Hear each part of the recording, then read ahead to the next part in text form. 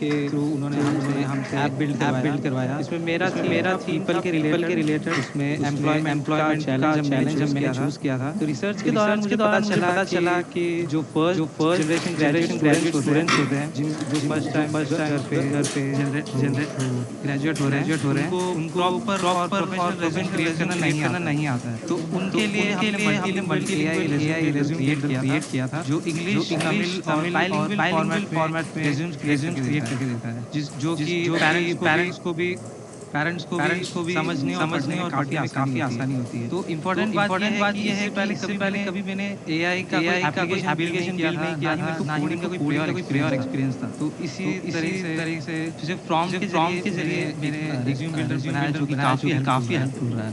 Thank you. Fantastic.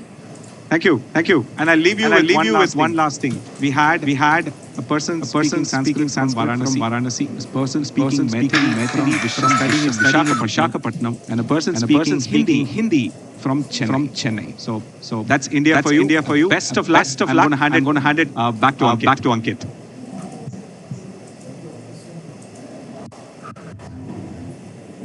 Mike. Yes. मुझे तो सबसे ज्यादा मजा आया Sanskrit because you know I mean yes who agrees with me winning Amrish is already winning I mean because you know that हम सोचते हैं कि शायद आज के पहले था to be honest जब मैं कॉलेज में था 19 से I mean I don't want to give away my age but जब अशोक और मैं कॉलेज में थे बहुत ही अलग दौर था honestly अगर बताऊं मिडिल क्लास की परिवार से पला बड़ा हूं और मम्मा पापा का एक ही सपना हुआ करता था and I want to hear yes अगर आपने भी ये शब्द मम्मा पापा से सुने हैं कि बाकी सब्जेक्ट से भी मार्क्स मिले अंकित यार इंग्लिश में इंग्लिश में सुना है because definitely जब हम कॉलेज में थे, जब हम स्कूल में थे, right? I'm an 80s kid. I know त्वचा से उम्र का पता नहीं चलता, but 90s में हम स्कूल में गए, कॉलेज में गए. English was your biggest leveler, जिसे अपॉर्चुनिटी लेवलर कहते हैं, जो स्टार्टिंग लाइन सबकी एक नहीं होती है, लेकिन अगर आपको अंग्रेजी आती थी तो स्टार्टिंग लाइन पे आप बाकी सबके साथ खड़े हो सकते हो. फिर फर्क नहीं पड़ता वो किसी कौन से मीडियम के, कौन से आईवी या कौन से बोर्ड के स्कूल से हैं. आज की तारीख में यहाँ जो अमेजिंग प्रदर्शन हमने देखा, जो 3 स्टूडेंट्स की मातृभाषा में उनकी बात सुनी, या फिर चेन्नई में हिंदी भाषी जो हमने सुना, ये एक चीज को बयां करता है. This is a complete revolution. Please understand. ये कई बार नहीं होता है ह्यूमैनिटी में कि स्टार्टिंग लाइन एक नए सिरे से, किसी भी रेस में जब दौड़ते हैं, भागते हैं, कुछ भी करते हैं, स्टार्टिंग लाइन एक खींची जाती है. और ये रेखा पहली बार स्टार्टिंग लाइन सेम है हम सब के लिए जो बड़े बड़े कोट और सूट में सब फर्स्ट रो में बैठे हैं और जो पीछे से पीछे बैक बेंचेस में बैठे हैं, सबके लिए स्टार्टिंग लाइन एक जैसी है. क्यों? क्योंकि एक नए सिरे से इजाद हो रही है टेक्नोलॉजी एआई की. And the beauty of it is, आज आपको सिर्फ अपनी भाषा में सोचना है. अपनी निजी जिंदगी, जो आपकी पर्सनल जिंदगी है, आप कौन से गांव से आ रहे हैं, कौन से शहर से आ रहे हैं, आप किस मोहल्ले में पले बड़े हैं, आपके मम्मा पापा क्या काम करते हैं, आपके दोस्त रिश्तेदार क्या काम करते हैं, उनसे जुड़ी हुई जो थीम्स आप देखने वाले हैं, पीपल, प्रॉब्लम्स, प्लैनेट, ये जो थीम्स आप पीपल, प्रोग्रेस, प्लैनेट, इन थीम्स में आपकी निजी जिंदगी से जुड़ी हुई आपको एक्सपीरियंस जितना जल्दी हो सकता है उसके नजदीक या समीप ले जाना है. कुछ ही पलों में हमारे साथ टीसीएस के सीईओ एंड मिस्टर मिनिस्टर होने वाले हैं, तो ऑफ कोर्स जोर से हम उनका वेलकम करने वाले हैं. लेकिन उसके पहले let's actually get to the mission brief. काम क्या है इसके ऊपर आपको ध्यान देना है. And I will continue it, बीच में जब हमारे स्पीचेस हो जाएंगे विल गेट दैट. ओके, आज सिर्फ हम सपना नहीं देखने वाले, हम एक्चुअली कुछ बिल्ड करने वाले हैं. 75 मिनट्स में एक ब्रांड न्यू प्रोटोटाइप आप बनाओगे with the help of your mentors. You are going to be using idea flow नाम का एक AI tool software, and there is a 7 step sprint जो आज हम करेंगे. तो उसके एक स्टेप्स पे ध्यान देना है. Okay, so anyway, when we go through each of the steps, समय एलोकेट किया जाएगा हर एक स्टेज और स्टेप का. हम आपकी मदद करेंगे, we'll hand hold you through that. There will also be corresponding screen के ऊपर स्लाइड्स. सबसे पहला स्टेप होने वाला है सेटअप एंड लैंग्वेज. ओके जैसे अशोक ने अभी तक कहा कि आपकी जो भाषा है आप उसमें सोचिए, ये मत सोचिए कि अरे बाप रे मैं बिल्कुल सही प्रॉम्प्ट कैसे करूं, फलाना ढिमकाना। जैसे आप बोलोगे एआई समझ लेगा, वो टूल समझ लेगा। सो सबसे पहले pick the language that you are most comfortable with. ये जो टूल है ये 9 भारतीय भाषाओं को समझ लेता है, तो उसमें आप बात कर सकते हैं। कौन सी है ये 9 भाषाएं आप पूछोगे तो फिर इंग्लिश, हिंदी, तेलुगु, तमिल, मलयालम, कन्नड़ा, मराठी, बंगाली एंड गुजराती। ये 9 भाषाएं हैं जिसमें आप प्रॉम्प्ट कर सकते हैं। अच्छा टाइप भी करने की जरूरत नहीं है, मैं ना थोड़ा सा आलसी हूं टू बी ऑनेस्ट। मैं वॉइस नोट, मैं वो इंसान हूं जो 6-6 मिनट के वॉइस नोट भेजता हूं व्हाट्सएप पे, क्योंकि मुझे टाइप करने से दिक्कत होती है।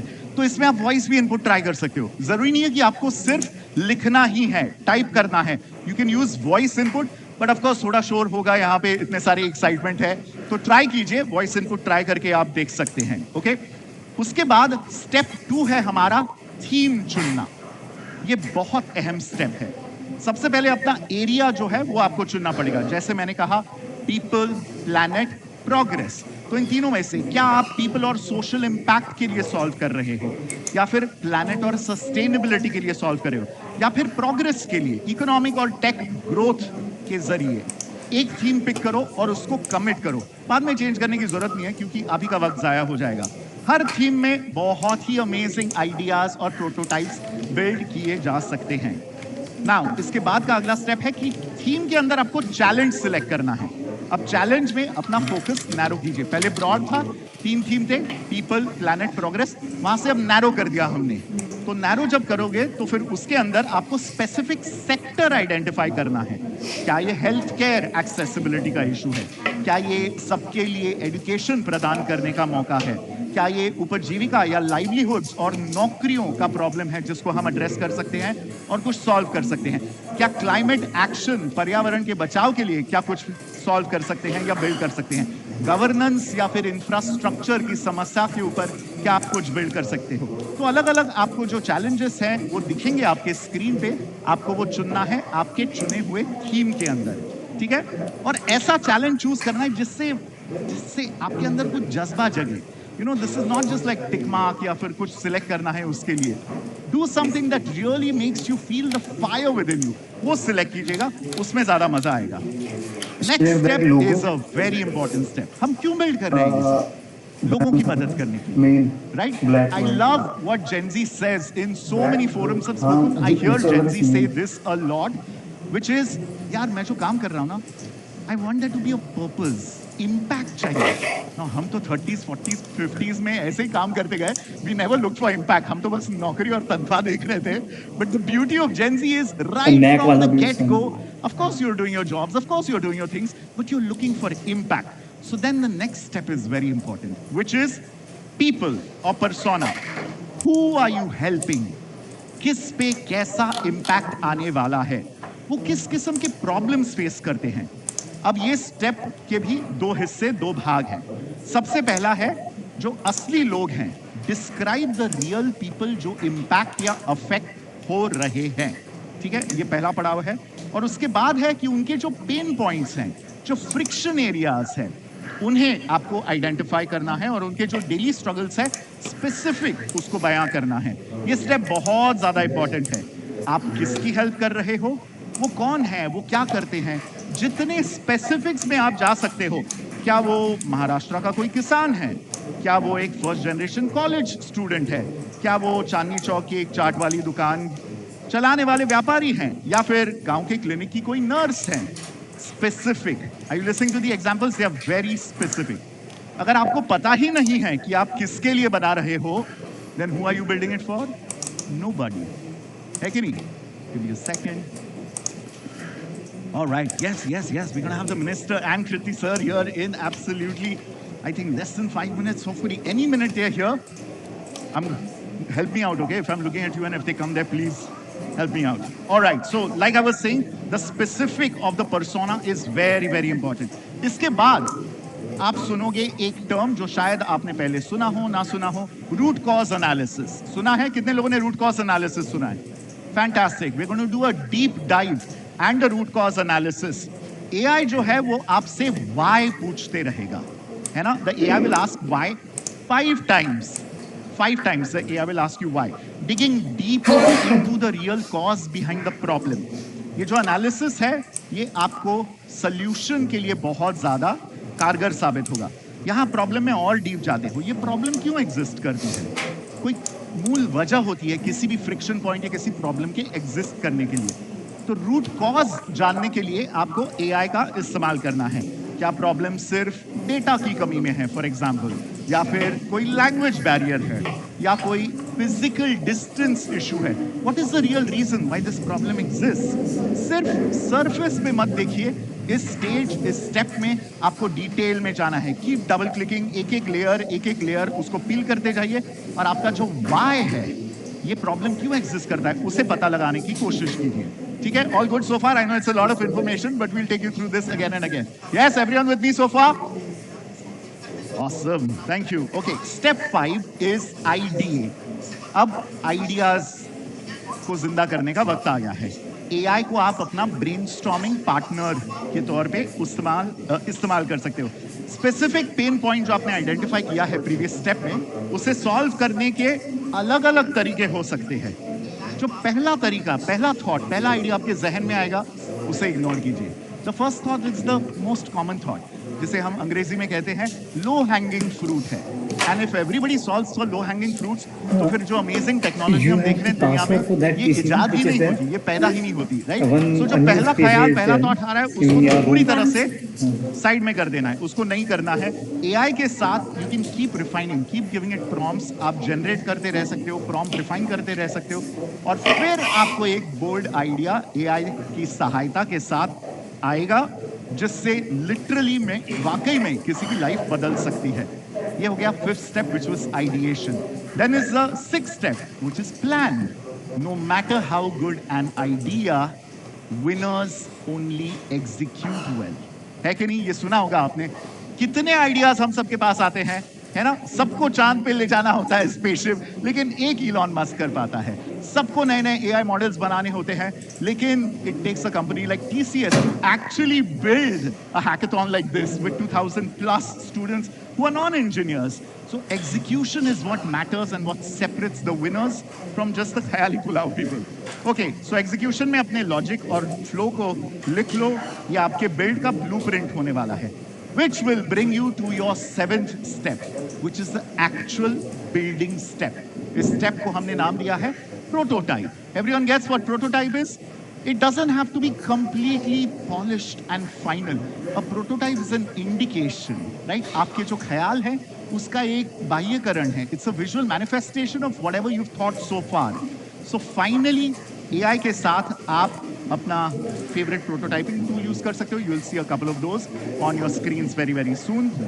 अपनी वॉइस आप यूज कर सकते हो, ये भी लगा दिया, आप यूज कर सकते हो इसको प्रॉम्प्ट्स देने के लिए, एंड जिन प्रॉम्प्ट्स को आपने रिफाइन किया है उन्हें आप यूज कर सकते हो। अब इस घंटे के एंड तक hopefully in the next, I would say, 10-15 minutes, once we are done with the ministers, once we are done with Kriti and their incredible address to us, you will basically be given the AI tools, access to the laptop, and then I'll take you through a bunch of other instructions.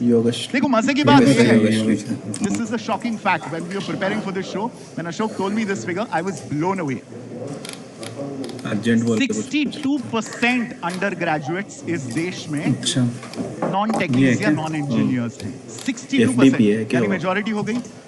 Yes, but अब तक जो apps build करने थे या जो products build करने थे, ये सिर्फ एक किस्म के स्टूडेंट्स कर पा रहे थे, engineers, techies, coders, software developers and things like that. Now think of the future, think of the possibilities when 62% undergraduates who did not have a chance at building, now they start building. I got goosebumps when I heard this first, right? That is so mind-blowing because suddenly now your entire pool of builders नहीं ये 23 को था, इस वजह से 31 को post कर रहा था मैं। वो तो मैं देख लेता हूँ पोस्ट में कि कोई इवेंट ऐसा तो नहीं कल परसों हम आपके साथ हैं। Let's have a show of hands of all the mentors. खड़े हो जाएं please. You will see where the mentors are. Mentors खड़े हो जाइए। Yes, wow, look at all of them. Yeah, let's have a big round of applause for all the incredible Tata employee men who are going to be mentoring you and helping you build this. ये डालना है। ठीक है, अभी कर दो। All right, give me a second. I'll also take a sip of water and also check on if ministers. Let's get some music. It was to be done tomorrow.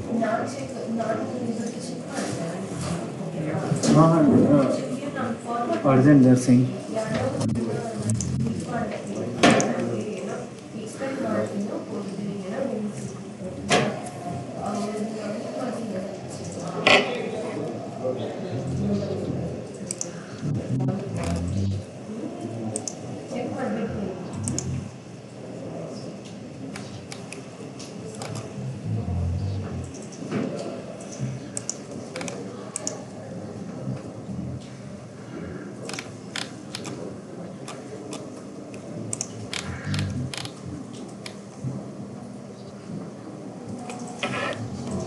This is live.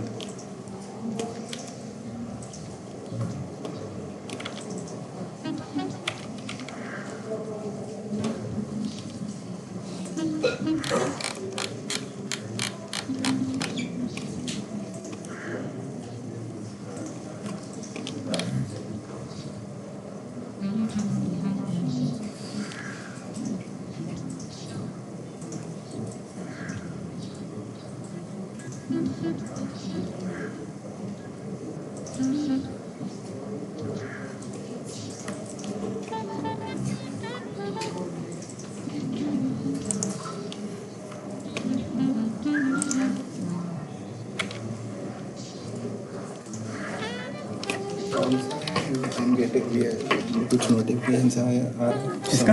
Your ads are getting rejected वो मेरे ख्याल से वो दूसरी वो नहीं है इनके मीटा का आ रहा है ना। हाँ उस वो जो पुराना दूसरे अकाउंट है उनका आ रहा होगा।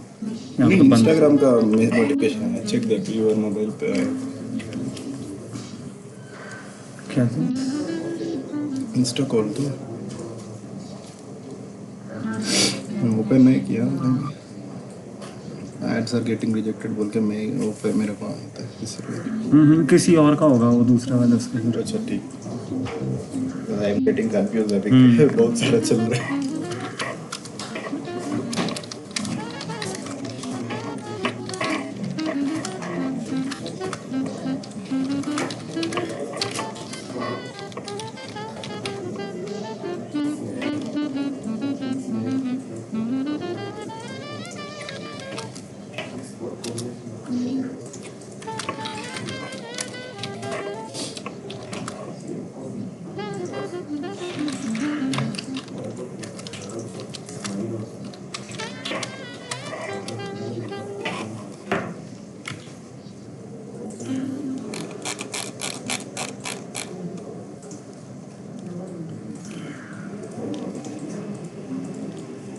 All right.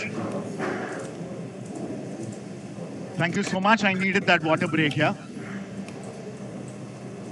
Okay, ready for the hackathon to begin? Ready for the hackathon to begin? All right, let's go. Awesome. So सबसे पहले आपको थोड़ा एक योगासन करना है। आपके पीछे जो स्लीव होगा लैपटॉप का, you have to reach behind your seat और आपको लैपटॉप ग्रैब करना है। सामने नहीं, सीट के पीछे खड़े होके कर दीजिए please. Handle with care. Grab the laptop right behind your seat.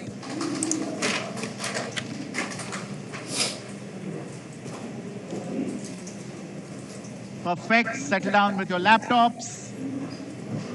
उसे ओपन अप कर दीजिए। अब आपके जो मेंटोर्स हैं, हर एक ग्रुप के साथ एक मेंटोर असाइन किए गए हैं। आपके मेंटोर्स आपको एक यूआरएल देंगे, एक डोमेन नेम देंगे, उसे आप विजिट कीजिए।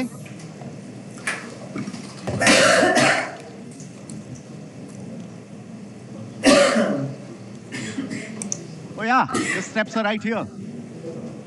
उसके बाद आपको एक इवेंट कोड दिया जाएगा। आपके मेंटोर्स आपको एक इवेंट कोड देंगे जिससे सिर्फ और सिर्फ आप ये हैकाथॉन में हिस्सा ले पाएंगे। We're making it exclusive and fair for you. वो इवेंट कोड जो आपके मेंटोर्स आपको देंगे वो आपको एंटर करने हैं।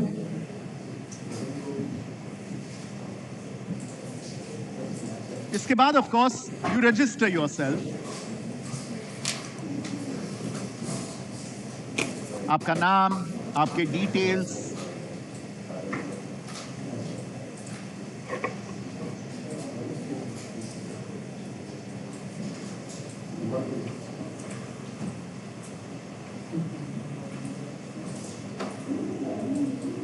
आप या तो मेरी आवाज सुन सकते हैं या स्क्रीन पे देख सकते हैं। ये इंपॉर्टेंट स्टेप है।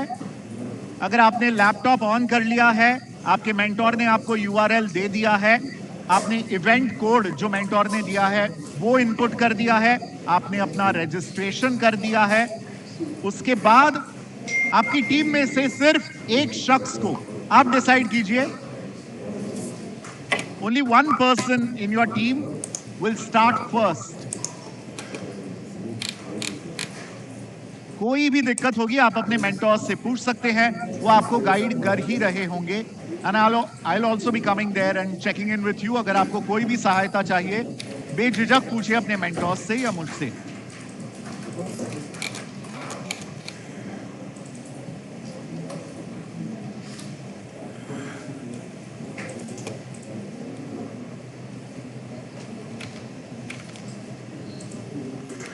एक बार आपने डिसाइड कर लिया आपकी टीम में से कौन वो एक शख्स है जो शुरुआत करेंगे, it's time to pick your challenge and it's time to start building.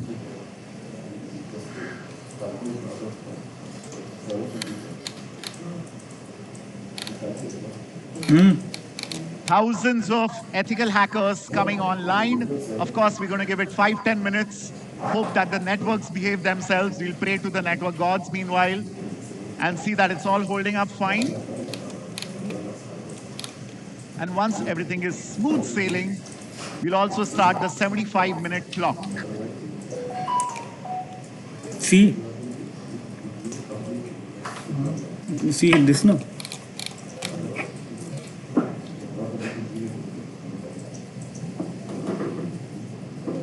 This you will have to make 3 images, or like this one you have to go.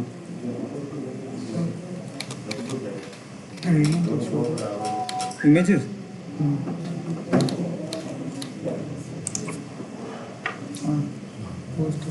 Post like this only. 1080 only. 1080. And logo is also fine. I don't know logo, but you confirm that. Post. Post like this only. Department given.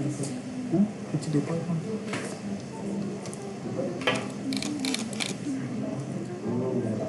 Changes.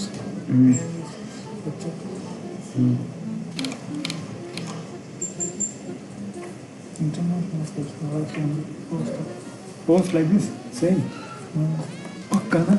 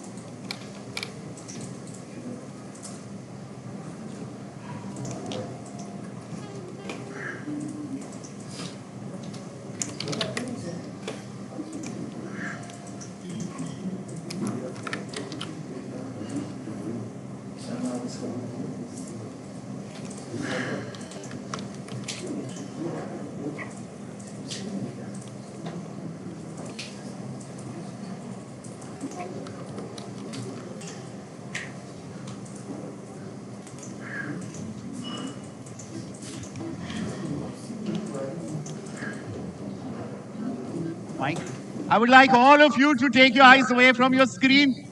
Let's stand up and with a round of applause, a roaring round of applause, let's welcome Honorable Minister Ashwini Vaishnav ji joining us in the room. Let's go! Yes!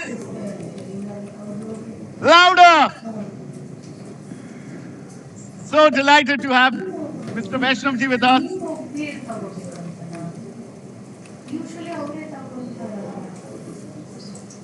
Okay, next time I was Thank you so much, Mr. Minister, for joining us. Thank you. Thank you. Yes, yes, we'll call you on. Let's get, why don't you come settle in, please? Yes, please. And Kriti will call you on. Yes. Thank you so much. We've been waiting for this moment. Come on, let's have another big round of applause. Size is around Yes. inside. Woo! This is it, folks. The man behind this incredible summit, right amidst us. How lucky are we? Okay, तो हमें इस नए revolution में lead करने के लिए, let's put our hands together to please welcome a leader जो global tech landscape को transform कर रहे हैं. इनकी leadership में Tata Consultancy Services दुनिया का सबसे बड़ा AI ready workforce बन रहा है. Please welcome CEO and Managing Director of Tata Consultancy Services, Mr. K. Kritivasan. Let's hear it for Kriti.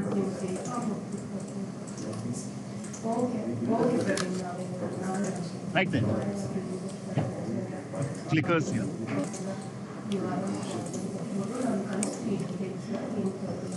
Good afternoon, everyone. First of all, it's my absolute pleasure and honor to welcome Sri Ashni Vaishnav, Honorable Minister of IT. Sir, thanks for being here. And we also want to congratulate you for the leadership of this India AI Impact Summit. This clearly puts India in the world AI map. Thank you for doing what you're doing, sir. And also want to take this moment to welcome all the students who have come from different parts of Delhi and across, and with whom, and they just not only come with their learn AI, I think they all brought their visions, energy, dream, and I'm sure you will all find this afternoon very, very energizing and useful for you. The core idea behind this AI hackathon is very simple.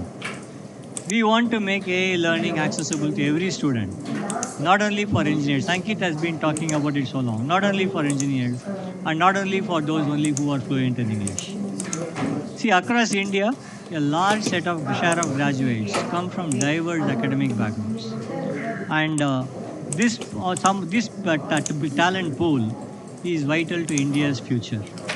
And some of them, all of them have great ideas, but some of them may have barriers because of language. Some of them may have barriers because of the technology. And we believe AI can break this barrier. AI at the hands of every student will create more opportunities, not only for themselves, but for the nation.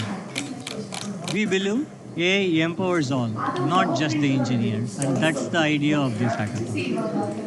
Over the past 6 weeks, TCS has run smaller hackathon editions across more than 10 cities. You saw some of them come and speak some time ago. And we reached more than 10,000 students from diverse disciplines.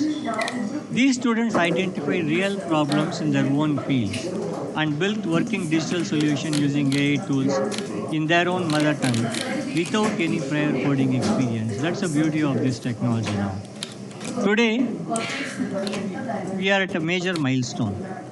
As part of India AI Impact Summit, we are bringing together around 2,000 students in a single flagship session at the Bharat Mandapam. The Tata Yuva AI Hackathon is the largest single session learning initiative of this kind globally. Thank you for being here. But to commit to you, this is not the end.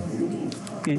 We intend to scale this program to reach 1 million students over the next few months, building a national movement that helps learners turn ideas into practical solutions. This reflects the Tata Group's commitment to digital inclusion, ensuring opportunity is not limited by background, stream, or language. To every student present here today, your knowledge is your strength. You don't have to know the technology or coding. You don't have to know English. Your knowledge of the subject you are studying, your knowledge of the needs and opportunities of the community you live in is your strength. When you combine that knowledge with accessible AI tools, you can create solutions that improve lives of all of us and for each one of you. So my request to all of you is focus on the problems that matter to you, to your community, your campus, and your future workplace, and keep working towards a better solution, better tomorrow. I also want to take this opportunity to thank the colleges, the faculty members, and volunteers who have supported this effort and guided students through this journey.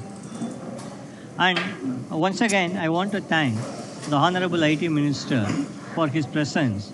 He has been an inspirational force behind all of us. He has helped shape the public-private partnership approach for infrastructure projects, which supported faster development of national infrastructure, both physical and digital.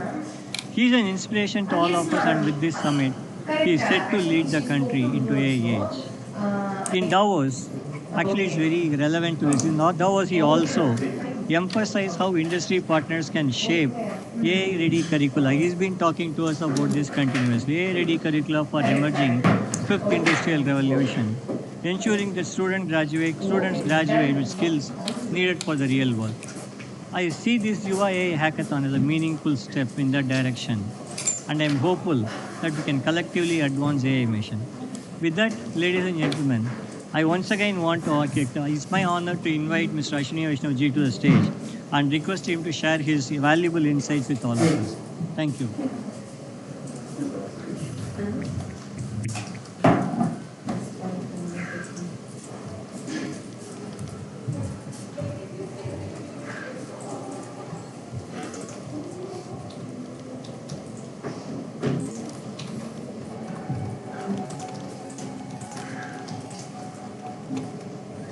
No barriers between you and me, right? That podium is a barrier. Okay, guys. देश के कौन से हिस्सों से आए हो? How many from Tamil Nadu? Vanakkam. Eppadi irukkinga? Oh, shout it, man. Come on. From Andhra and Telangana? Okay. Namaste, Andy. Bagunara. Say it loud. Good. From West Bengal? Kemonachin. Which side? Shout it. Kemonachin. Good. Friends, I am very happy to be with you. आज आपके साथ जो आपकी energy है, इस energy को feel करने के लिए आया हूँ. और जिस तरह से the way you are using technology to create new solutions, that's phenomenal. Give a very loud round of applause for the entire team here. Big one and a good loud shout out. Woo! Good. What this event proves is that AI can be used by everyone for solving your day-to-day problems, for creating your solutions that you need and you understand. I wanted to share with you in this AI Impact Summit, we have got commitments for VC funding of the order of $17 billion and infra funding up to $200 billion. That's the level of interest which the world has, and that is what our Prime Minister Shri Narendra Modi ji has created, that framework for our country where the entire world is today coming to India. And this is the world's largest AI summit. So good to be part of it, friends. Thank you and wish you all the very best. Thank you.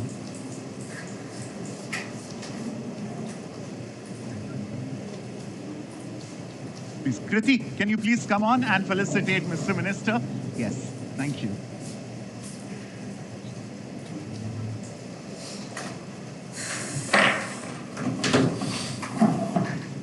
Kriti, you just get.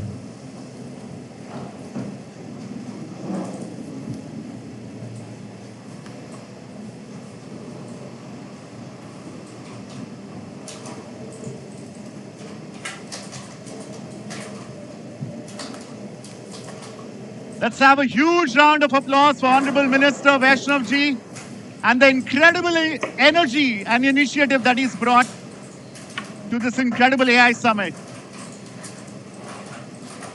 So grateful for him to have made time for us despite his incredibly packed schedule. This is, after all, his baby, this summit. What a phenomenal idea come to life. And with that, ladies and gentlemen, let the hackathon begin. Let's start building. Yeah, that one person who shouted, come, you need a hug from me. Let's go. Bro, for real, man. Yes. Let's go. Let's build.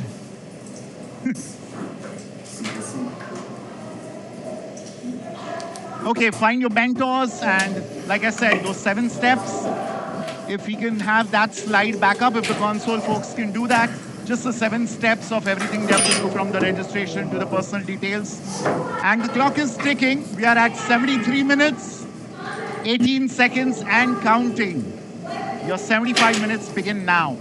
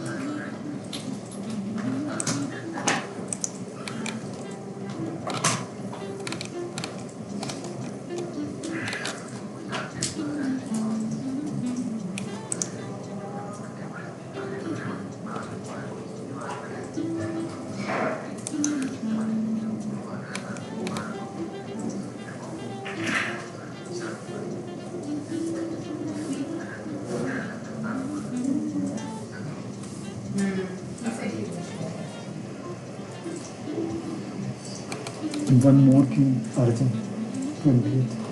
20th is this. 3.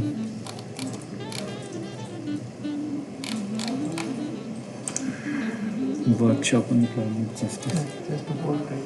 Huh? No, this is wrong. Yeah, same. If someone will say that, it's fine. You want to say something? Tomorrow you can do. Okay, size change or What you do? size only. Size only, no? And then a bit of back. I'm sending it 18th to be edited by 18th, post on 18th. Okay. This one I will send. This one is ignored. Today Tomorrow. Forward में सब चला जाएगा ना this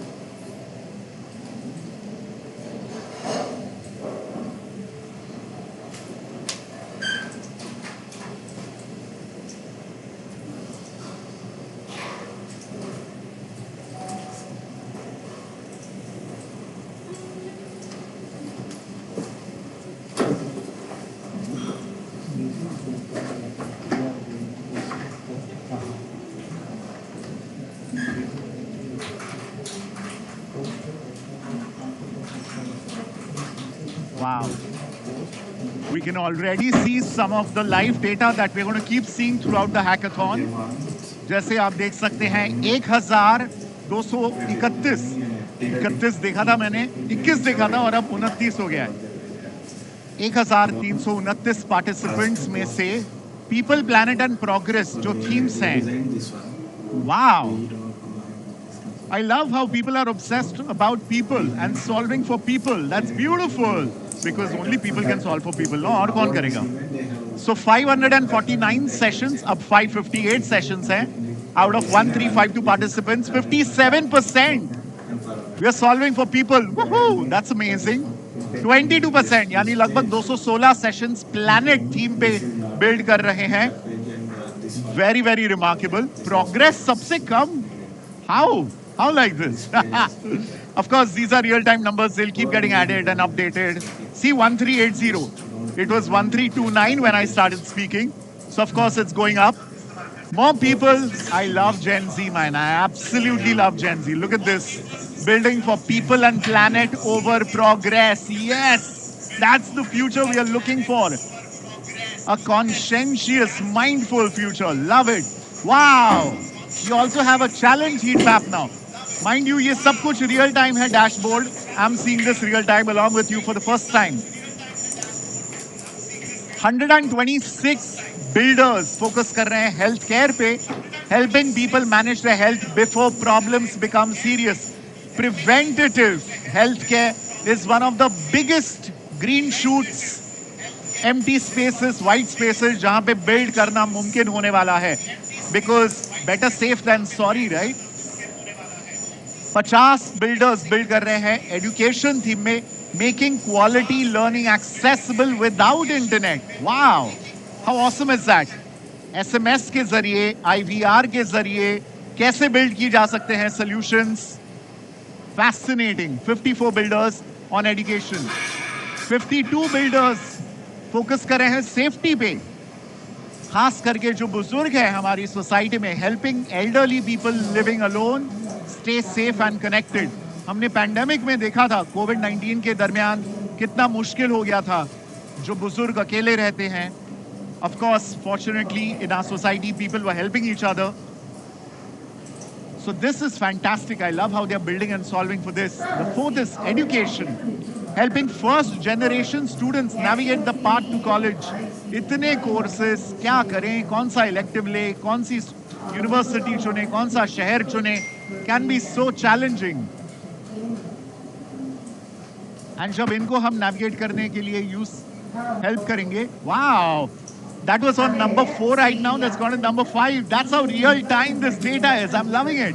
And कौन ऊपर गया है? Air quality. अरे of course Delhi NCR में है, so that's a problem. That's an issue that all of us are living through and we are breathing through. So of course number 4 पे आ गया है air quality, reduce pollution from everyday choices. I love how mindful these choices are. Number 6 पे है livelihoods. Helping skilled women find flexible work opportunities.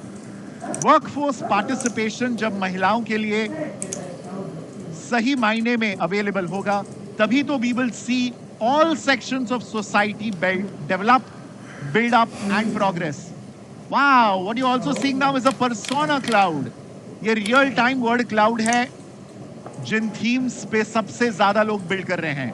Wow. सबसे पहले bang in the center, the nucleus of this word cloud आप देख रहे हैं elderly people, बुजुर्ग, rural students, उसके नीचे students, rural people, working parents, middle class people, senior citizens, general public, women, farmers, doctors, patients, uneducated, elderly individuals, villagers, farmers, family, adults aged from 20 to 50, taxpayers, delivery partners, semi-rural students, people with disabilities. I love how this encapsulates everyone. Clear themes सब देख रहे हैं, students and elderly people and rural folks. Oh, we are already seeing some pain points already. Wow, some of you are fast builders. Let's go to some of these. People in the village must travel many kilometers to reach. This one, no. All right. Hopefully, slide मुझे पढ़ने देगी. Planet theme पे क्या build हो रहा है? People theme पे individuals in low income or time poor situation may lack easy access to affordable tools. Planet पे contaminated drinking water and poor sanitation पे कोई solve कर रहा है. Rural areas के लिए. Only because data and all I mentioned only, है ना? These are some of the pain points जो आप चुन रहे हैं. And because money contaminated hota hai, it leads to health issues. People may, student in rural areas who lack access to quality education, वो solve कर रहे हैं कुछ builders. Like we saw education में रूरल एरियाज में students के लिए we are seeing a lot of builders pick on those themes. I like this. We are sitting in Delhi, we are sitting in this incredible hall, Bharat Mandapam, and we are thinking of people far, far, far away from here. That is truly beautiful to watch in action. People, women's safety in India, families, workplaces, Delhi में औरतों पे pressure डालती हैं कि late hours काम मत करो safety की वजह से, जिसकी वजह से उनकी करियर डेवलपमेंट, एडवांसमेंट में दिक्कत आ सकती है. पार्टिसिपेशन इन सोशल या नेटवर्किंग इवेंट्स भी कम हो जाती हैं. I love how we are building for this very real problem, very real. Of course आप में से जो लोग ये प्रॉब्लम फेस करते हैं, you live this and that's why you can build for this. Progress theme में पब्लिक जो अपनी आवाज सरकार तक नहीं पहुंचा सकती है, उन्हें कैसे न्याय मिले. इंडिविजुअल्स फ्रॉम मार्जिनलाइज्ड और remote communities face extra barriers such as language, digital access, travel cost, जिससे उनके सुने जाने पे विपरीत परिणाम हो रहा है. सुनना नहीं जा रहा है उनको, इसलिए डिसीजन मेकर्स की नजर में वो नहीं आ रहे हैं. What a lovely problem to solve. People theme. जो रूरल एरियाज में लोग रहते हैं, उनके पास इंटरनेट एक्सेस सीमित है, तो कैसे सिंपल यूजर फ्रेंडली एप्लीकेशन बनाए जाए जिससे उन्हें गवर्नमेंट की जो तमाम स्कीम है एलिजिबिलिटी के साथ क्राइटेरिया उनको समझ में आए. 18 से 40 साल की उम्र के एज ग्रुप पे ये फोकस कर रहा है रूरल रेजिडेंट्स के लिए गवर्नमेंट की स्कीम्स को लेके. And I love it. You know, if you heard mister Vaishnav talk about it earlier, Bharat सरकार खुद एआई के साथ उनकी स्कीमों को लोगों तक पहुंचाने का काम कर रही है आपकी भाषाओं में. ऑफ कोर्स आप भी उस पे बिल्ड कर रहे हैं. प्लैनेट, कैसे लोगों की मदद की जाए ताकि उनकी सेहत बनी रहे, इलेक्ट्रिसिटी की जो कीमत है, जो भुगतान करना पड़ता है, वो कम हो, पर्यावरण बचे, शहर भी रहने के लिए कंफर्टेबल हो, फ्यूचर प्रॉब्लम्स ना हो. खास करके नॉर्थ इंडिया में जहां इतना ज्यादा गर्म मौसम होता है, गर्मियों में लू चलती है, heat stroke, dehydration, respiratory issues आते हैं, बहुत ही एक्सट्रीम और एक्सेसिव हीट क्लाइमेट चेंज की वजह से जो हमारे सारे अर्बन सेंटर्स में हो रहे हैं. खास करके जो बुजुर्ग हैं, बच्चे हैं, उन्हें एडिक्वेट कूलिंग अगर ना मिले तो कैसे वो इस मौसम से जूझेंगे. प्लैनेट में हम देख रहे हैं कि कैसे प्लास्टिक वेस्ट जो अक्यूमुलेट होता है हमारे सड़कों पे, गलियों में, खेतों में, हमारे जो तमाम वाटर बॉडीज हैं उनमें, अर्बन एरियाज, रूरल एरियाज में, कैसे जो वहाँ रहने वाले लोग हैं, रहवासी हैं, वो कंटामिनेटेड सॉइल, एयर, वाटर के जरिए टॉक्सिक सब्सटेंस को एक्सपोज हो जाते हैं, जिससे उनके respiratory issues, skin problems, long term health में कई सारी कठिनाइयाँ का उन्हें सामना करना पड़ता है. तो कैसे उसके लिए सॉल्व किया जाए. 55 मिनट्स बचे हैं आपके हैकाथॉन में.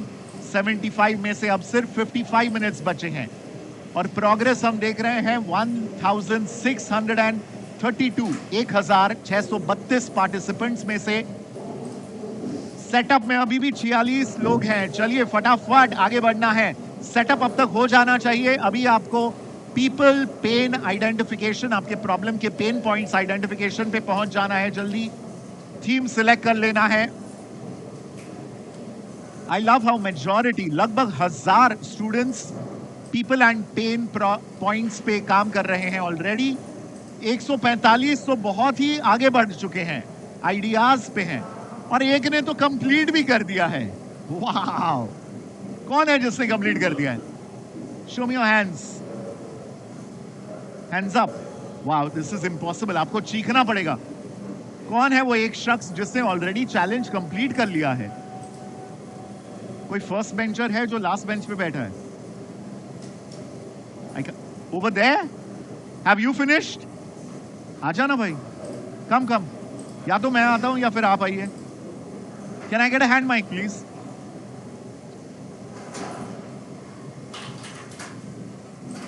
सर, जिस स्पीड से आपने कंप्लीट किया है उसके ऑपोजिट स्पीड से आप चल रहे हो. Well done.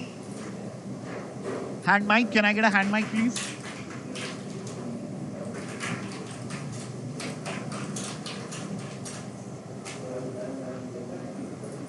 Nice. Hey man, what's up? Hi. Perfect. क्या नाम है आपका? Yes, I'm Ashwin Dev. Ashwin. Ashwin. Yes. कहाँ से हैं? Dehradun. कौन से कॉलेज में पढ़ रहे हैं? Masters Union. अच्छा. Masters Union Gurgaon. और क्या पढ़ रहे हो? Business. So this is the undergraduate degree? Yeah. Okay. और कितने ड्यूरेशन का प्रोग्राम है और कितना हो गया है already? Second year student. Okay. 4 years का program. It's a 4 years program. Fantastic. कब कंप्लीट कर दिया आपने चैलेंज? अभी मैं. You are the one who completed it. Yeah. Okay. So I was filling the form and I realized that ये जो सारे stages है, they make a lot of sense and I had this clarity कि क्या build करना है, क्या बनाना चाहिए. Wow. So I just went ahead with it. Now I am not saying कि this is a big accomplishment filling a form faster because people will take their time and उसके बाद वो करेंगे and even that is great. Sure. So I just filled it, completed it. There are 2 now, by the way. There are 2. That's amazing. We're going to get the second one. Have you? Yeah. आपने vibe coding जानते हो? Yeah. आपने vibe coding की है इसके पहले? Yes, पहले करी है. Okay. और आज जो आपने build किया, कौन से tool को इस्तेमाल किया है? नहीं, अभी मैं जो कर रहा था, I was using Claude Code, Okay. and then I was going forward with it. Okay. Yeah. आपने क्या vibe code किया है इसके पहले? नहीं, पहले मैंने बहुत सारी applications बनाई. कोई एक बताओ जिसमें बहुत मजा आया. जैसे मैंने एक अभी बहुत रिसेंटली मैंने एक आपके कंप्यूटर पे एक. Wow. हाँ जी. आपके कंप्यूटर पे एक AI असिस्टेंट डेवलप किया था.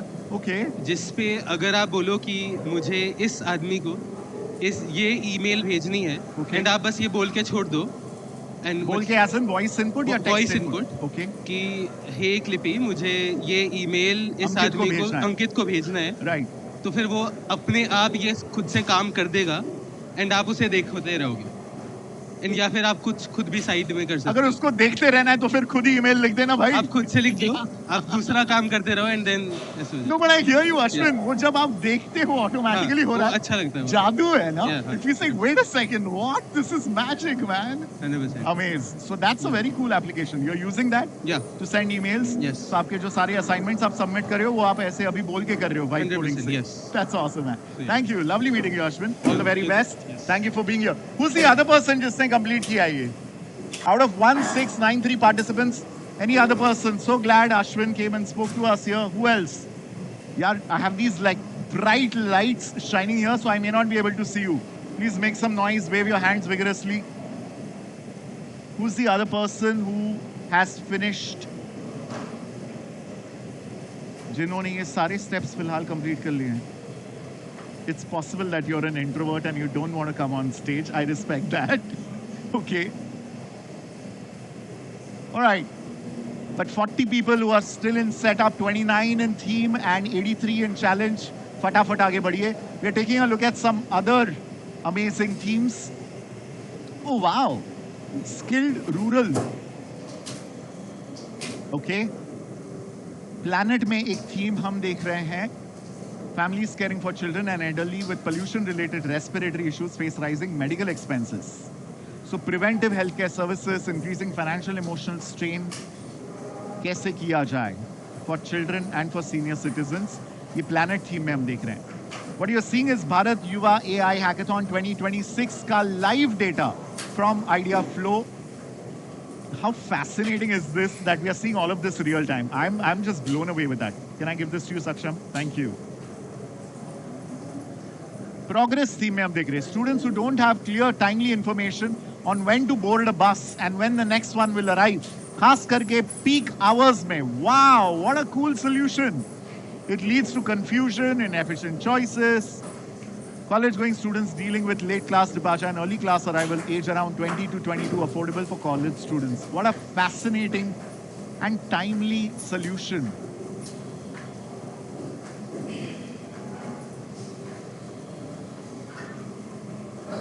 Planet theme में एक और देख रहे हैं. Alternative livelihood options and compensation mechanism for communities affected by wildlife damage are frequently inadequate or slow. pushing some residents towards illegal activities such as poaching or logging, and deepening resentment towards conservation efforts. ये बहुत ही पेचीदा problem है. अगर आप गए हैं किसी tiger reserves में, मध्य प्रदेश के ढेर सारे टाइगर रिजर्व्स, नेशनल पार्क में मैं घुमा हूं, and this is a very real issue. I'm so glad somebody is thinking of this, because ये नेशनल पार्क्स, ये सैंक्चुरीज, ये टाइगर रिजर्व्स तो वाइल्ड एनिमल्स का घर है, सो कहीं ना कहीं कुछ ना कुछ फ्रिक्शन हो ही जाता है. Oh wow, this is so relevant. I am so moved that somebody is building on this theme.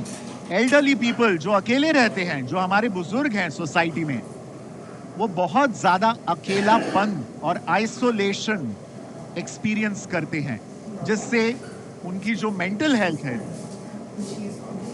वो अफेक्ट हो सकती है. डिप्रेशन, एंजाइटी के वो शिकार हो सकते हैं, उससे जूझ रहे होते हैं. तो कैसे उनके साथ लिमिटेड डेली सोशल कांटेक्ट या सपोर्ट उनके लिए प्रदान किया जाए. I love this idea that is being built on. We see these people all around us, and like I said, pandemic में बहुत ज्यादा इन विषयों पे काम हुआ था, लोगों का ध्यान आया था.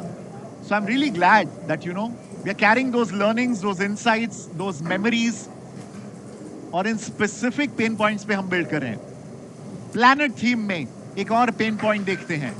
स्मॉल एंड मार्जिनल फार्मर्स, छोटे और मझोले जो किसान हैं, सिवियर, बहुत ही तीव्र गति से उनकी जो इनकम इंस्टेबिलिटी होती है, क्योंकि ऑब्वियसली पर्यावरण पे तो आपका काबू नहीं है, और कुछ अनप्रेडिक्टेबल रेनफॉल की वजह से, हीट वेव्स की वजह से उनके क्रॉप्स, उनकी फसल डिस्ट्रॉय हो जाती है, और फाइनेंशियल बफर ना होने की वजह से उन्हें ये नुकसान भुगतना पड़ता है. तो कैसे उनकी मदद की जाए?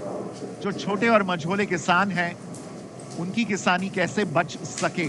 और हमारे देश में छोटे मझोले किसान की मात्रा सबसे ज्यादा है अगर आप देखोगे तो. क्लाइमेट चेंज से ऑफ कोर्स उनकी जो वो जीविका का साधन है किसानी, उसमें बहुत सारी कठिनाइयां आ जाती हैं. Agriculture is one of the most climate sensitive sectors, as we know. Yes.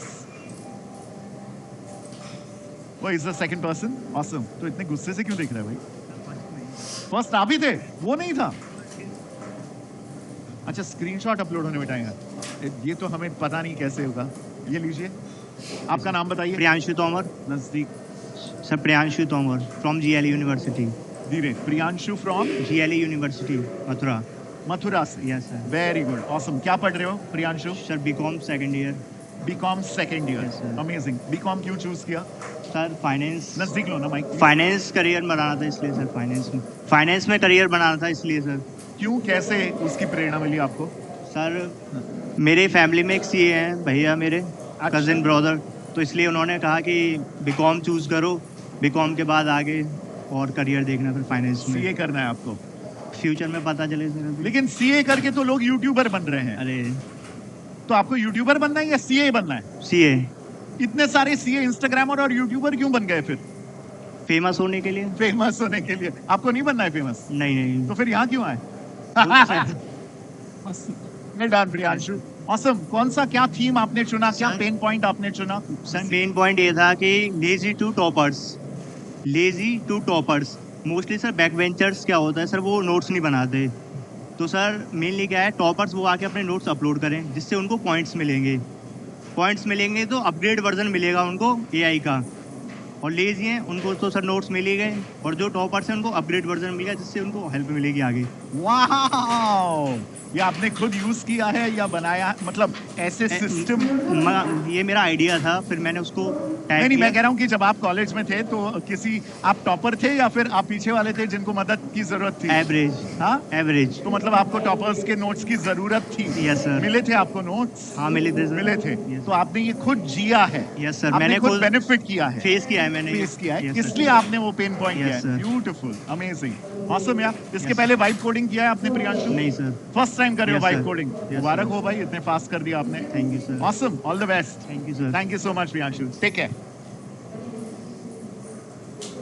The best problems are the ones that you have either lived and you're building on them, या फिर आपको पता है somebody else has gone through those specific pen points, तभी तो आप solve कर पा रहे हो। और दुनिया की तमाम कंपनियां बाय द वे वैसे ही इजाद हुई है। आप व्हाट्सएप ले लीजिए, आप एयरबीएनबी ले लीजिए, आप ओला उबर ले लीजिए। स्पेसिफिक प्रॉब्लम जो उस इंसान ने फेस किया, वो इंसान उसको सॉल्व करना चाहा, बन गया founder. That's exactly what we are seeing over here. Each one of you here can be future founders of incredible products. Okay, I'm going to take a sip of water. You all can see some of these teams right here, and I'll check in with you all in a bit.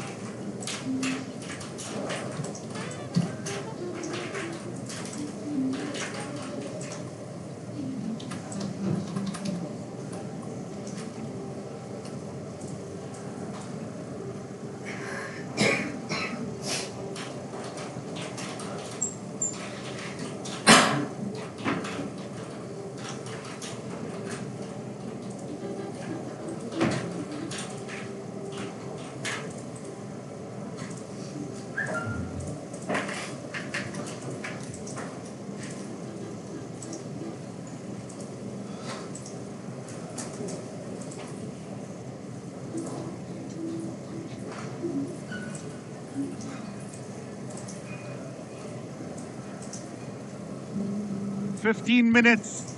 Only last 15 minutes left in the incredible Tata Bharat Yuva AI Hackathon. 15 minutes. Start concluding whatever you're on to. You will hear my voice once again at the 10-minute mark.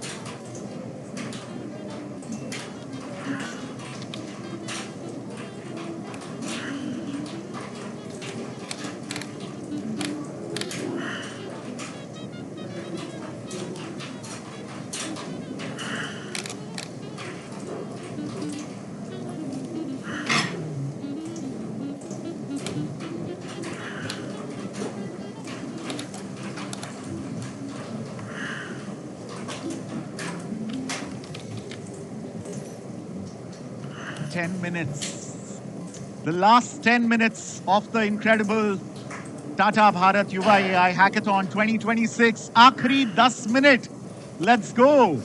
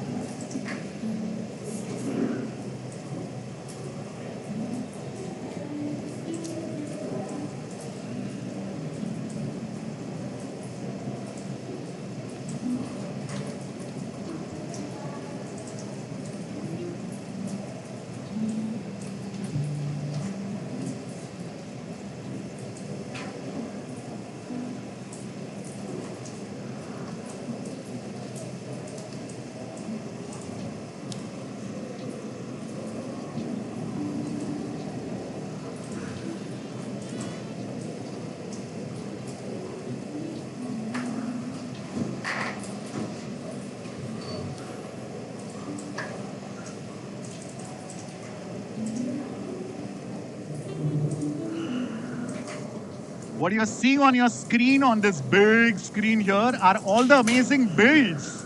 And such cool ones here. कहाँ गया वो hair care वाला, कहाँ गया? I love that. Community tutor connect, domestic versus international. Wow. Offer ORS for hydration. Nutri Sakhi coach app Harsh Bharadwaj बना रहे हैं. Elder aid emergency link Ananya Verma बना रही है. Road watch connect Durgavati Gauri बना रही है. Green miles workplace Abhishek Srivastava. Less than 5 minutes left, 3.5 minutes left for the hackathon to get done. Shivani Kumari बना रही है. Farm wise climate hub. Harsh Bharadwaj nutri Sakhi. अच्छा ये वापस आ गया. Kashish Bansal is building AI roadmap generator. Tanisha Negi skill first hiring hub. Unnati community tutor connect. जिज्ञासा Kumari step buddy chat coach.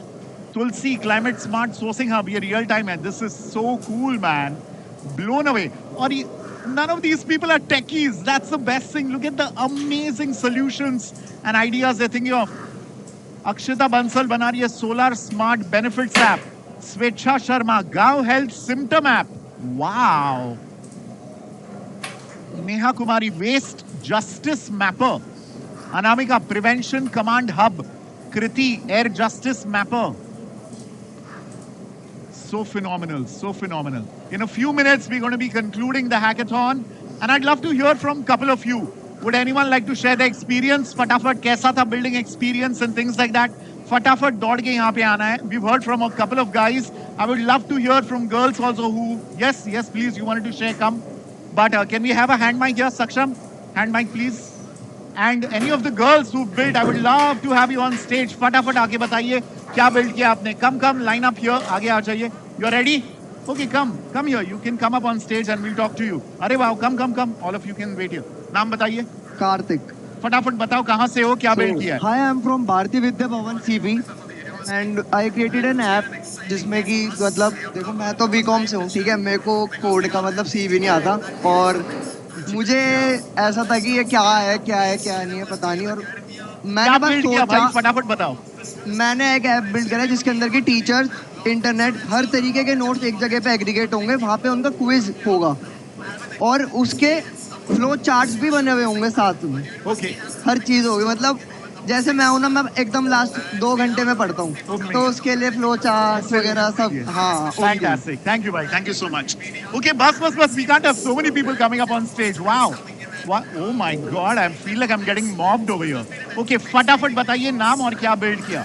Hello everyone, I am Dipanshi from IIMT University. So I have built an app of food wastage because everyone in this world is working obviously for the food. So there are many people out there who are just begging for the one meal a day. So I have built an app so they can search for the food where it is wasted and they can consume it for their family. Wow, that's amazing. Thank you so much. Congrats. पूरी वानर सेना आ गई यहाँ पे. नहीं. This is too many people. आप लोगों को डिसाइड करना है. I'm going to be able to speak to a couple of you all. Okay? आप लोगों को फोटो चाहिए तो आ जाइए यहाँ पे. फटाफट फोटो ले लेते हैं. But something very cool or interesting. अगर आपने ऐसा कुछ एकदम offbeat हटके किसी ने बनाया है. Okay, I'm going to go here quickly. इसका हाथ सबसे ऊपर क्या था? नाम बताओ. I am Pragya Bharti from Sharda University. क्या बनाया प्रज्ञा? And I had built a gram bill app. One second, guys. और लोग स्टेज पे प्लीज मत आइए. Please go back to your seats. Please. Very sorry. और लोग आए ही जा रहे हैं. हाँ. So I built a gram bill app which gonna help rural people to know about their amount of, like, let me explain. 80 rupees अगर आप pulse के लिए दे रहे हो किसी को तो उसमें से कितना % अमाउंट गवर्नमेंट को जा रहा है वो हर एक रूरल पीपल को पता चलना चाहिए. दूध, दाल का दाल सब साफ हो जाएगा. Very good. Thank you so much for building. Just one person, please. So sorry. Just one person. We've got a whole program, yeah. Yes. Sir, I have built an app, Exam Light app. अभी के time में क्या होता है कि rural area में अभी भी हमारे पास स्मार्टफोन्स तो होते हैं, अभी भी सारे घर में नहीं होते. हम पे आईफोन है, दैट डजंट मीन कि रूरल एरिया में भी नॉर्मल फोन है. तो वहाँ पे फोन्स अगर बहुत सारे फोन्स अगर मतलब 1-2 के पास है तो वो शेयर्ड फोन होते हैं. अगर घर में कोई एक फोन है तो एक के पास ही आ गया. सॉल्यूशन हमारा ये है कि हम जो सिस्टम डेवलप कर रहे हैं वो विदाउट इंटरनेट के चलेगा. अगर रेयर फोन होते हैं तो इशू आती है इंटरनेट की. इलेक्ट्रिसिटी की इशू आती है कैसे चलेगा बिना विदाउट इंटरनेट के? इंटरनेट एसएमएस के जरिए। हाँ, एसएमएस के जरिए हमने वो करा कि एसएमएस के जरिए हमने मेल लॉगिन कर लिया और हम गांव में एक विलेज सेंटर बनाएंगे जहाँ पे हम पीरियोडिकली इंटरनेट प्रोवाइड कराएंगे, पीरियोडिकली प्रोवाइड कराएंगे और पीरियोडिकली जाके एक मतलब हफ्ते में एक दिन वहाँ इंटरनेट जाएगी और वो डाउनलोड करके उसको ऑफलाइन डिस्ट्रीब्यूट कर देंगे. I love it. Thank you so much. Big round of applause for all the builders. Please take your seats. I would have loved to speak to all of you, but obviously because of shortage of time, I couldn't. Thank you, thank you, thank you. I love the energy. Really, I would love to speak to all of you folks. Sorry, we can't speak to any more people. Really sorry. My sincere apologies. I wish we could do that. Okay, now before we conclude Tata Bharat Yuva AI Hackathon 2026, I would like to bring up on stage once again Ashok, VP and Global Head of AI TCS, to speak to other students, alag-alag bhinna bhashaon mein, literally to showcase the linguistic variety. Firstly, Ashok, for months you all have been building the hackathon. कैसा लग रहा है कि finally the one mission जिसके ऊपर पूरे TCS के इतने लोगों ने काम किया है, अनगिनत sleepless nights रही है. How does it feel to actually see the real-time dashboard and all the apps that people are building? No, it's incredible. I'm always blown away finally when we see the actual apps people end up building. And how easy you've made it for them. Right, and and more importantly, they have to realize that it's all of their knowledge of the problem that the AI just acted behind the scenes to bring it out of you. It's their brain. Right, you are in charge. Super. Right? And that always surprises me. Okay, over to you, Ashok. All right. Amazing. I am, like we did in the first, going to bring 3 more students from our satellite events, this time from the south. I'm going to call on stage Anthony.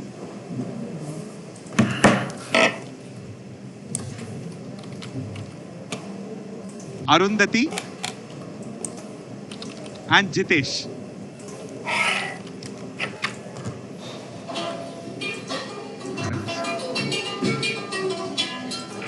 All right. So Anthony, ഈ event എങ്ങനെയായിരുന്നു? എന്തോന്ന് build ചെയ്യും? ഈ event അടിപൊളിയാണ്.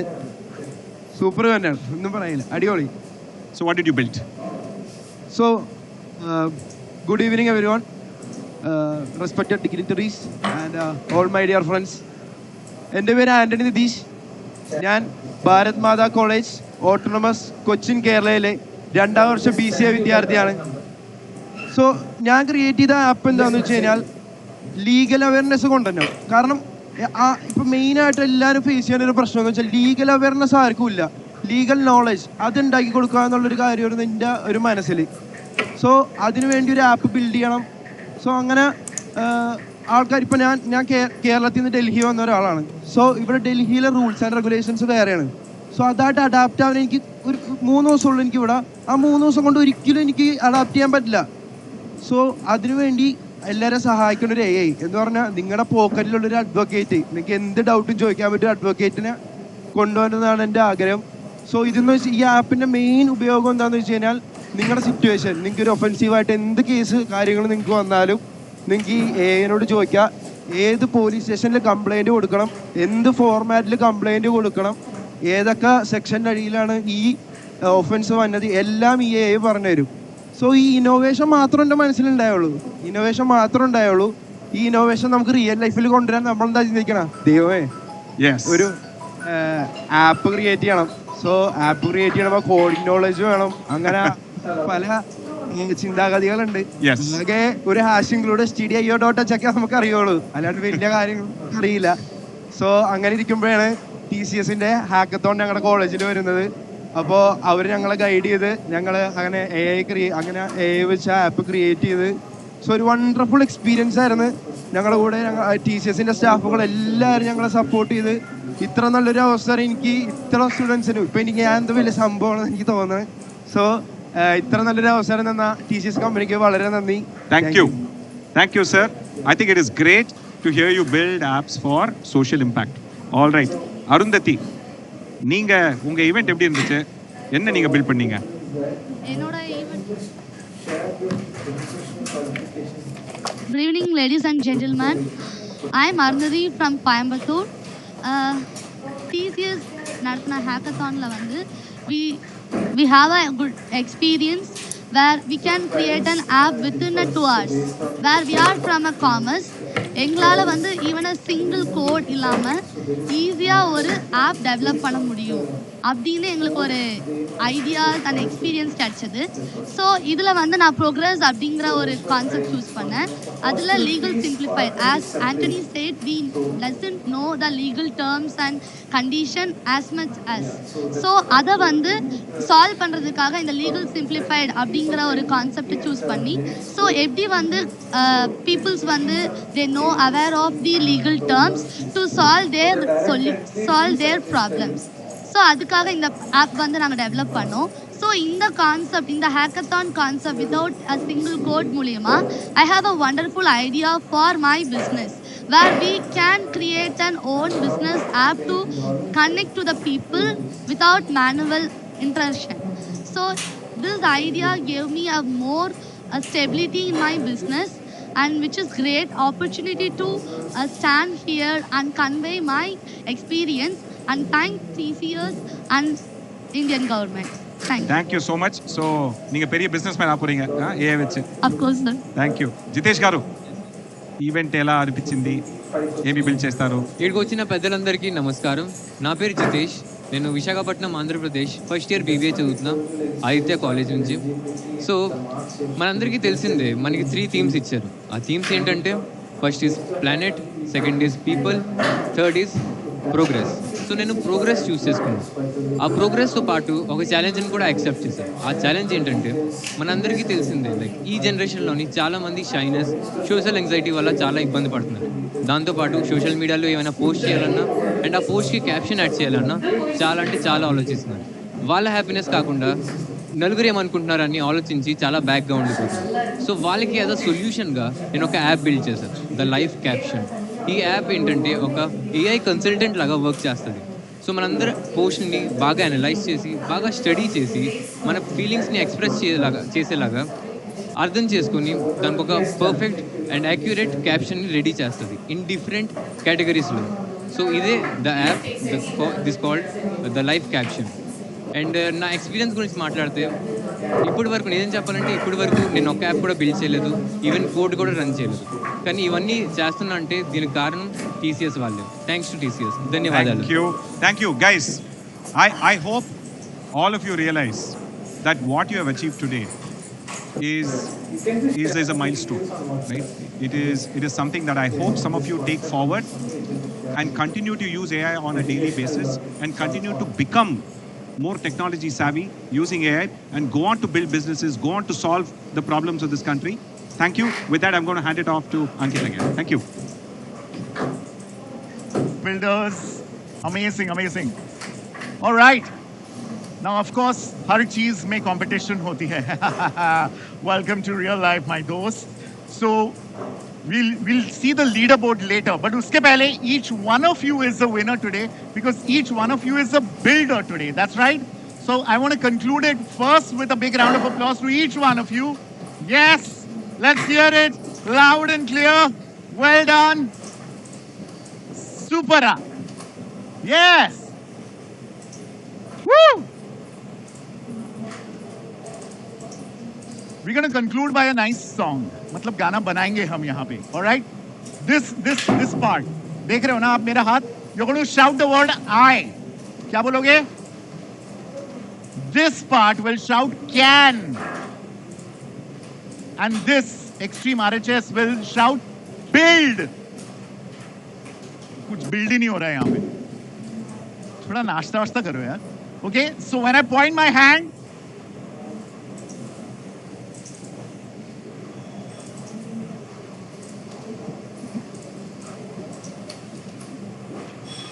Ready? समझ में आ गया?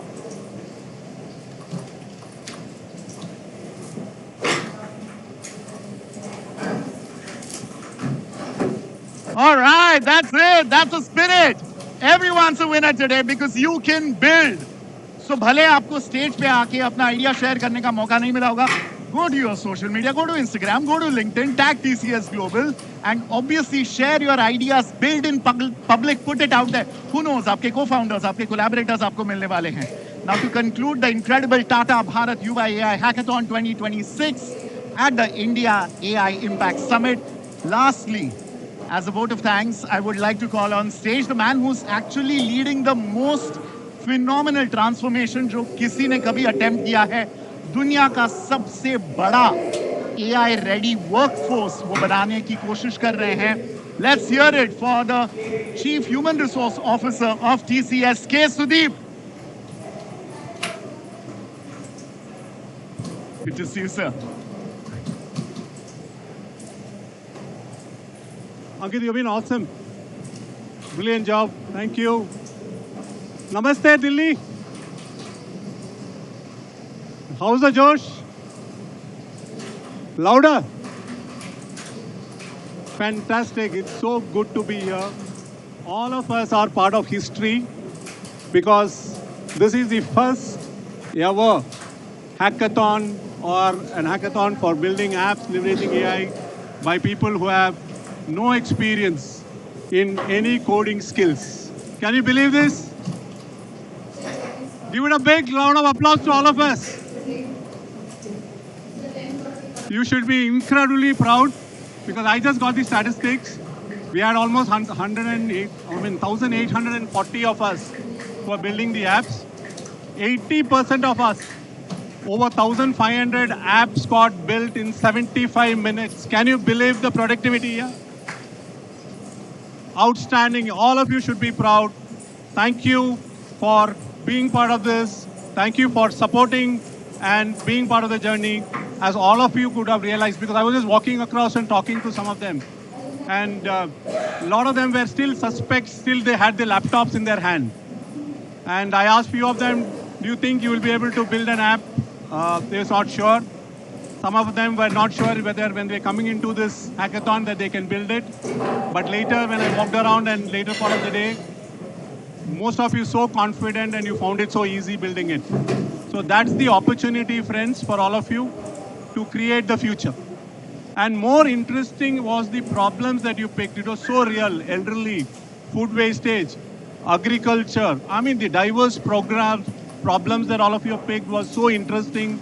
So today the power is with every one of us to solve real world problems, and you don't need a technology or a tech person supporting you to do it. Every one of us can do it ourselves.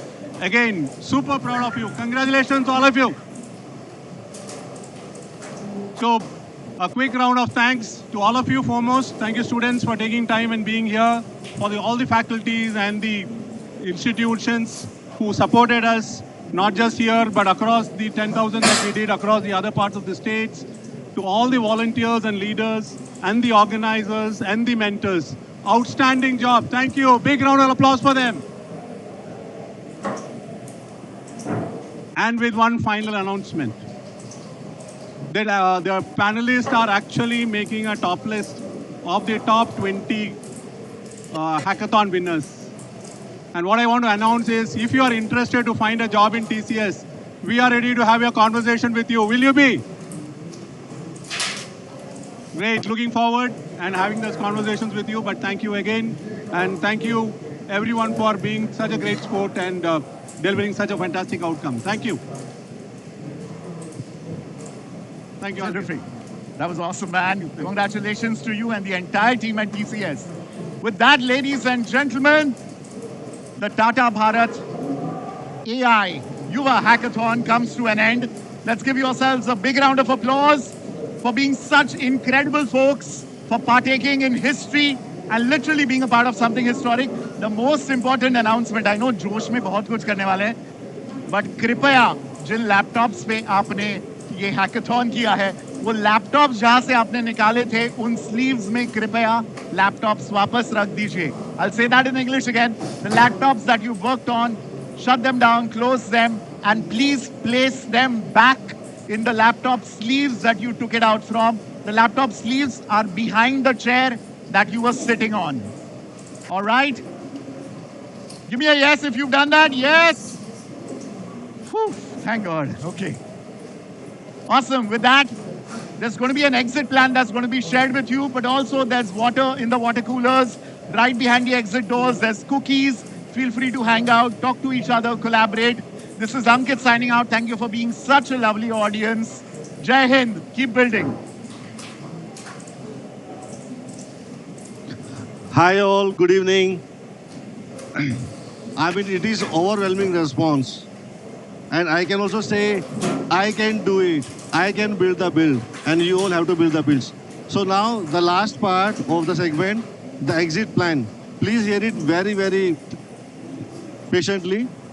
Number 1 point, please remain seated till we announce your bus number. Please remain seated. You may use the washroom or drink water, but return to your seats in 15 minutes as we will be announcing the bus numbers by which you will be traveling back. Please hear it loudly. As soon as we announce the bus numbers, assemble in your group in the pre-section area along with your college spoke. All doors can be used to exit room from the hall. Once the announcement is made, when you will be when you will be taking the exit, please take your cookies and a bottle of water which we have placed at the water stations along L4. To get the bus exit at the Bharat Mandapam, take the same route as the entry route which you took. Take help of your college coordinator and teachers coordinator. And yeah, the important thing is, please put the laptops back, and also please take your mobile or anything if you have left somehow or anything. Please keep it with you. And we will, you just come back in 15 minutes, then we will tell you the bus number which will come and you can take back, go back. So initially the bus number that will be coming, it will be from Sonipat, Mathura, and Gurgaon. These will be the first buses that will come, which we will announce. But come back within 15 minutes, please. Thank you. All the bus.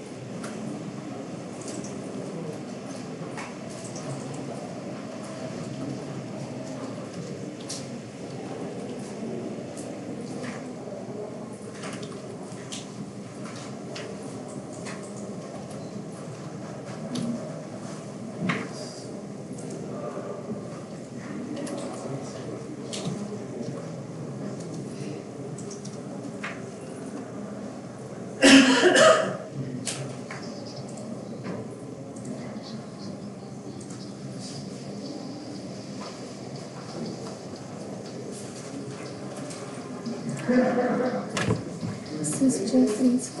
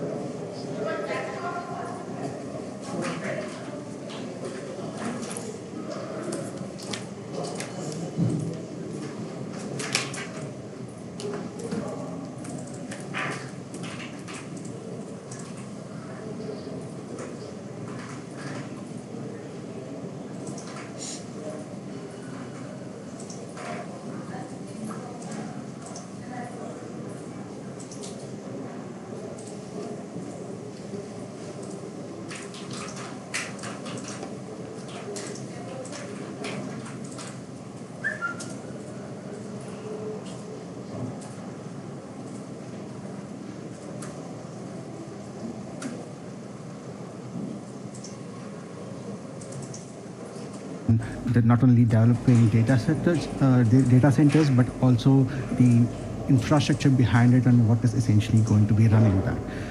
This is something which is exciting for especially the focus from the power sector as well. I'm Vijay. I'm the research lead for India at Aurora Energy Research.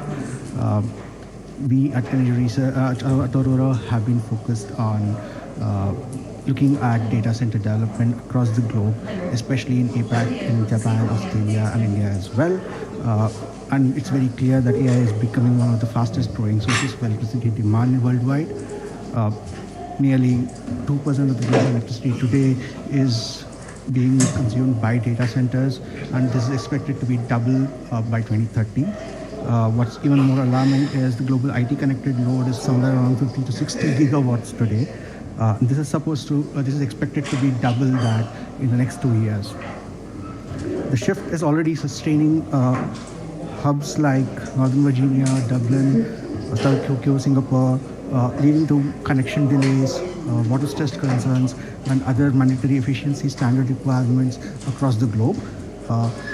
India enters this juncture is at a very opportune juncture wherein the hyperscale data centers haven't yet joined our market, but looking at the landscape, how things are moving, this is going to happen very soon, and India has this opportunity to leapfrog this and get ahead of the curve and design the structure and design the infrastructure in such a way that this can be addressed before the inefficiencies can lock in. To discuss this, we have an exceptional panel of leaders who sit at the center of global energy analysis, national policy, renewable supply, hyperscale operations, and public interest governance. From International Energy Alliance, we have Mr. Siddharth Singh, who will be joining us. If you might.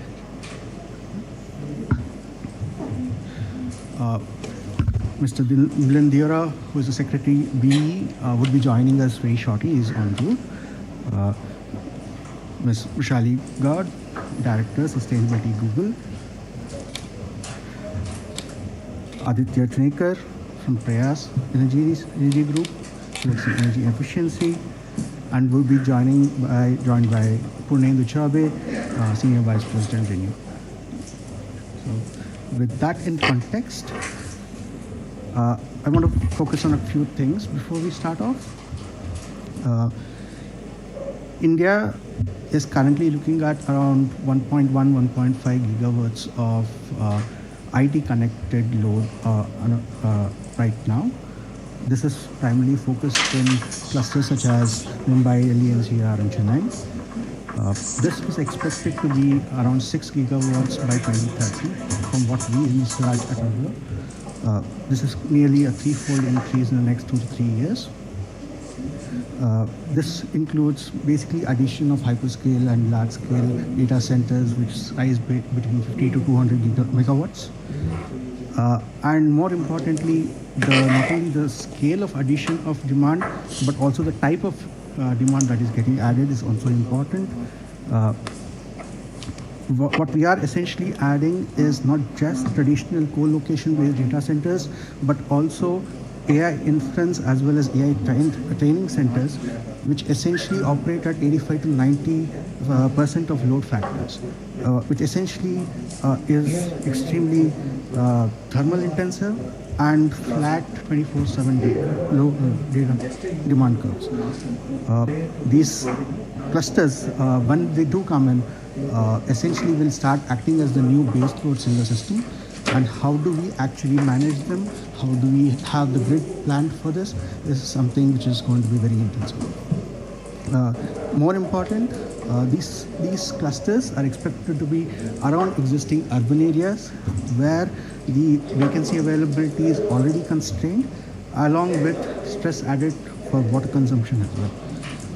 Considering these, we need to plan out a pathway as to how we essentially reach that. With this, we have an excellent panel who would look at some of these aspects today and help us guide to reach this particular goal in the future. With that, I would like to invite Siddharth Singh to start off this discussion.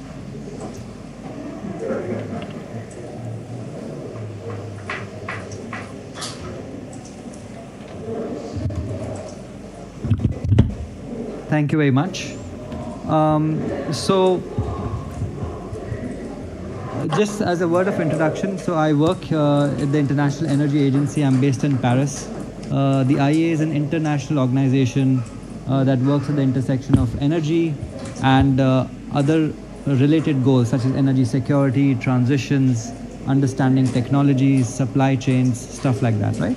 So AI, of course, has come up as a major vector in the world in recent years. It's proving to be a very transformational technology, and it lies at the heart of what energy is all about.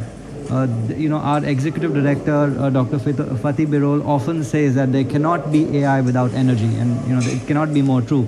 You need the vast amounts of compute, the data centers we are constructing, all of that needs vast amounts of energy. And the nature of the energy requirements is also quite unique.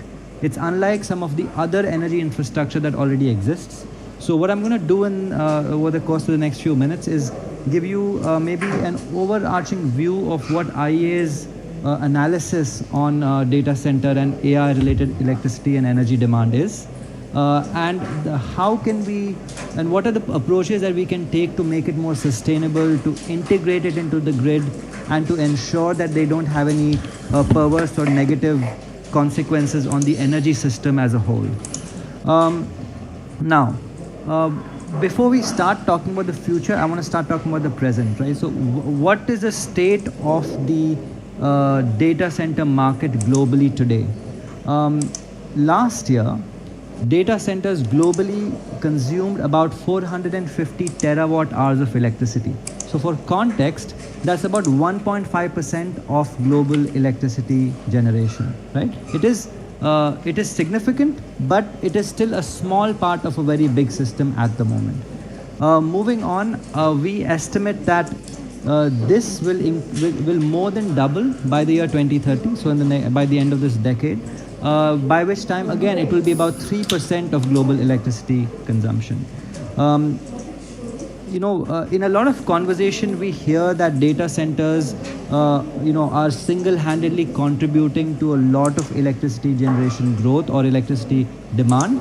And that is partly true. It is true because data centers are among the top 5 sources of electricity consumption growth. But we should not forget that in the broader energy system, data centers are just one of the many sources of this growth. So, air conditioners, industries, electric vehicles, appliances, they all together are bigger sources of electricity consumption growth. Having said that, data centers are very unique in the way they consume electricity. It's because their effects are very localized. When we think of the global electricity system, the 1.5% may seem small, but in the regions where data centers are clustered, they can have a major impact on the local grids where they exist. So for example, today, a hyperscaler data center would consume as much electricity as 100,000 or 1 lakh households. So you can imagine a town of 1 lakh homes, that's as much electricity that is consumed by one hyperscaler data center. But the largest that's under construction, so by the time it finishes construction and comes online, that could consume as much electricity as 2 to 3 million households. That's 20 to 30 lakh households. Now you can imagine a city the size of 20, 30 lakh homes. That is how much a single AI-focused hyperscaler data center, when it is fully stacked out, can consume just in the coming few years. So that's the rate of growth, and that's why it has an implication on the local economy where the data centers exist. Now there's an infrastructure and timeline challenge to all of this, because data centers can be constructed very quickly. In as little as 12 to 18 months, you are able to build the basic infrastructure and start stacking out the racks. On the other side, on the energy sector, we need years. We need sometimes grids can take 5 to 10 years. The long distance transmission lines can take 5 to 10 years to actually construct in many economies. Some economies are slower than others, but point is that it can take several years for the energy infrastructure build out to take place to cater to this demand. So there's a little bit of a mismatch, which is why it is very important for us to have a few things. Firstly, we need a good line of sight. That is how much data centers are coming up in the future. Second, where are they actually coming up? Are they coming up in existing clusters or new places? What are the locational signals that we can give as to where the data center should be? And of course, finally, it's important for these data centers to also be as efficient as possible and as sustainable as possible, so that they don't have broader consequences on the environment and the energy sector.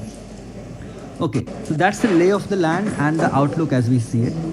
I want to now talk about two things. So the first is, what are the current existing methods that data center operators use to make them sustainable? And the second thing I want to discuss is, what are some of the newer emerging trends in sustainability in the data center market, right? So that way we can understand what India and other countries that are looking to build out data centers should be doing to ensuring that this build out is sustainable. So the mainstream approaches right now, one of the main kind of tools that regulators have is mandating something called the PUE. Now PUE stands for the power use effectiveness. What it means is that in a data center, you have electricity that is being consumed for the computation, by the servers itself. But then you also have electricity being consumed for cooling, for various other things that are, the standby power and the lighting and, many other things that exist in a data center campus. So the ratio of the compute electricity and everything else should be optimal, in the sense that most electricity should go for compute and not these other things. These other things should be minimized to the extent possible. So many countries regulate a very measure for PUE that takes data centers to be as efficient as possible, right? So I can give you a name of a few countries. For example, you have Australia, China, France, Germany, Japan. These are some of the countries that currently have regulation mandating a desirable PUE. Many other economies, including the US, India, we don't yet have it, but I had discussions with India's Bureau of Energy Efficiency, and I think we are also beginning to think along those lines. The other thing that is very relevant to India in particular is related to cooling. Now I come from Rajasthan. It's not surprising, it's a very hot state, especially in the summers. And I was in Jaipur and I saw a data center there. The building was made out of glass. Okay, so you have heat outside. This is the peak of the summer. You have heat outside, and the data centers inside, the servers are also generating heat. And the middle of both the heat, you have cooling. And so that cooling cannot be efficient because the building itself is kind of attracting that heat. So we need to think through a little better how we can ensure data centers have the right construction standards to ensure that the cooling related electricity demand is minimized. Now, of course, India has unique temperature conditions. It's not the same as Iceland or Ireland or many of these countries that remain cool and cold through the year. So we have to think through how in India the cooling specific requirements can be optimized. So that is a major concern for India. The third way in which currently data center operators are trying to make it efficient and sustainable is by signing power purchasing agreements with renewable players. What it means is that if say I have a requirement of 100 units of power, I will sign with a solar generator somewhere else, a solar or wind or any other renewable generator, that I'll buy 100 units worth from you. But what it doesn't mean is that it's happening in a real-time basis. It means in a typical course of a year, on the paper we have signed a deal that it will be equal. And you'll be surprised to learn, or maybe you won't be surprised to know this, but all the big technology companies have already reached that 100% level. So in other words, 100% of electricity on an annual basis is already being contracted on the other side by solar and wind and so on. So many big tech companies can already claim their 100% renewable in terms of their net or their consumption on an annual basis. But these are the existing approaches. Now you may think everything sounds okay. We have addressed cooling, we have addressed the PUE, we have addressed PPAs, and what remains? What remains is that despite this, most data centers are actually grid connected even today, over 90%, which means that they actually take electricity from the grid. They take electricity, and whatever the grid makeup, you have coal, you have natural gas, so they accept all electricity that comes in, and there is still a room for it to be more sustainable, for it to be more efficient, and for it to be integrated a little better into the system. So for that, I'll tell you about maybe 2 or 3 ways in which now we are approaching the future of sustainable infrastructure in data centers. So firstly is this approach called hourly matching. Hourly matching means that, like I mentioned, you can buy, if you have 100 units of demand, you can buy 100 units of solar supply somewhere else. But in reality, that solar is coming at a certain time of the day, whereas data center demand is through the course of the day and the night. So how do you balance that? So hourly matching are approaches using solar and wind and batteries and other ways to ensure that on an hour-to-hour basis, you are matching 100% clean electricity consumption. So this is an approach that is currently being experimented. In some of our analysis, we have mentioned how companies, including Google, are working to ensure 100% matching on an hourly basis. But it's still a work in progress. It requires a lot of technical and engineering challenges that are yet to be fully overcome. The other is that you need flexibility of the data centers. What does flexibility mean? It means that you are able to use electricity when it's cheap and sustainable, and when there is some grid stress, you can reduce the consumption slightly, so that it plays a better role in the demand. And this flexibility can come from computational flexibility, that you want data centers to maybe compute at a different time of the day to shift the load at a certain other time. Or it can be to use backup power. So you have all data centers have some form of generation, the local power backup, either batteries or diesel gen sets or something else. How can you use the local backup power to also be flexible? So these are a few examples of how data center operators are now pushing towards greater flexibility. And I'll end there. I think we're probably running out of time. So I will stop by saying that, in a majority of the data centers that will exist in 2030 are yet to be built. So, especially in India, you mentioned some data. In India's case, say 3 times, or let's say over the course of a decade, 4 or 5-fold increase is taking place, which means that over the next 10 years, about 70 to 80% of data centers are not yet been built. So now is the time when we should be thinking of all these approaches, ensuring that these data centers are sustainable, are efficient, and are flexible, so that 10 years later, the grid does not face the problems that many countries and regions are facing today as far as data centers are concerned. So thank you so much. I'll hand it over back to you.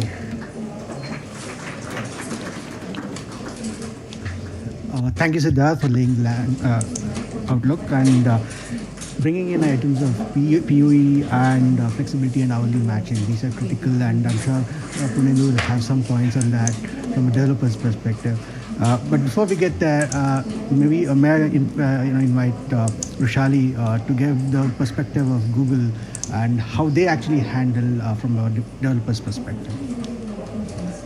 Okay, I think we need to have a photograph before we actually continue. So maybe we'll do that, and then Rushali, it's over to you.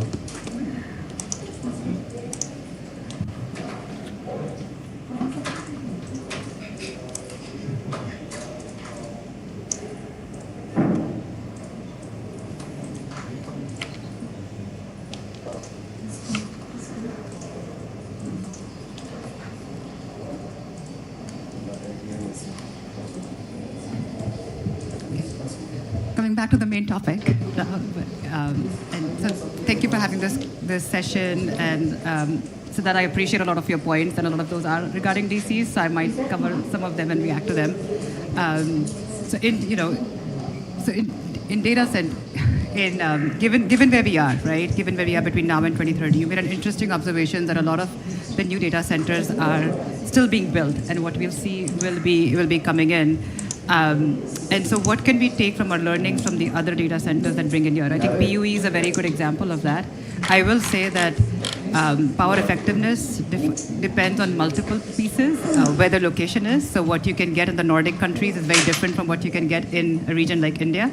So you design with those constraints. At the same point of time, how you run your equipment and what kind of equipment is used is a big factor in there. And the third most important one is whether you're using water-cooled or air-cooled systems. And just for those of you who don't know this, but there's a PUE and a water usage effectiveness, and there's a trade-off between the two. So if you want good energy, you've got to use more water, and vice versa. And those are all important elements as you think about where you're siting your data center, what kind of grid infrastructure exists, what kind of water infrastructure exists.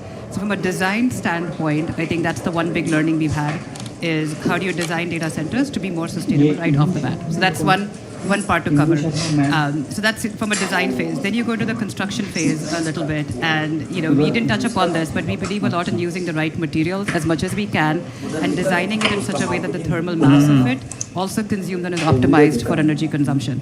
That's the second piece of it. The third one is then what you were talking about is how do you operate it? And for operating it, there's a couple different interesting things. And I like that you mentioned hourly. We at Google are very proud of our 24/7 CFE and hourly metric.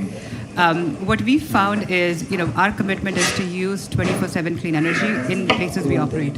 Now, it's a commitment, it's an aspiration, it's not something you can get to right away because you don't have 24/7 clean energy right now. But what kind of innovation and what kind of technology mix gets you there? The way hourly data has been helpful is you're not looking at here's my load over the year and how am I balancing it, or even from a monthly perspective. You're looking at from an hourly perspective, which then actually gives you benefit of is it solar, wind, and where are your gaps, and you invest in battery to fill the gap. So it gives you a real-time sense of the generation, and you can then invest in what you need to supplement for it. So it's been a really good one for us. I will compliment the power grids in India, and the fact that there's almost a 15-minute timestamp for time generation, which is, we haven't seen that in many places in the world. So even if you don't have data centers in India as big as what you have in other parts of the world, you do have a good data infrastructure in terms of the generation timestamps, and we can use that for benefits. So for us, I think then from the clean energy perspective, once you have these pieces aligned, you then go into the fact of, how are you then setting up with the grid, and how are you running it, operating it efficiently? And we can come back to that at much more detail. But the fact about, is the grid designed for the off-taker? What needs to be transformed with the grid along with what the off-taker's demands are, I think is a big discussion that we're trying to talk about. To answer your question, we had a little bit of a picture break, so I am a little bit, I think you covered most of it. Oh, I'm okay.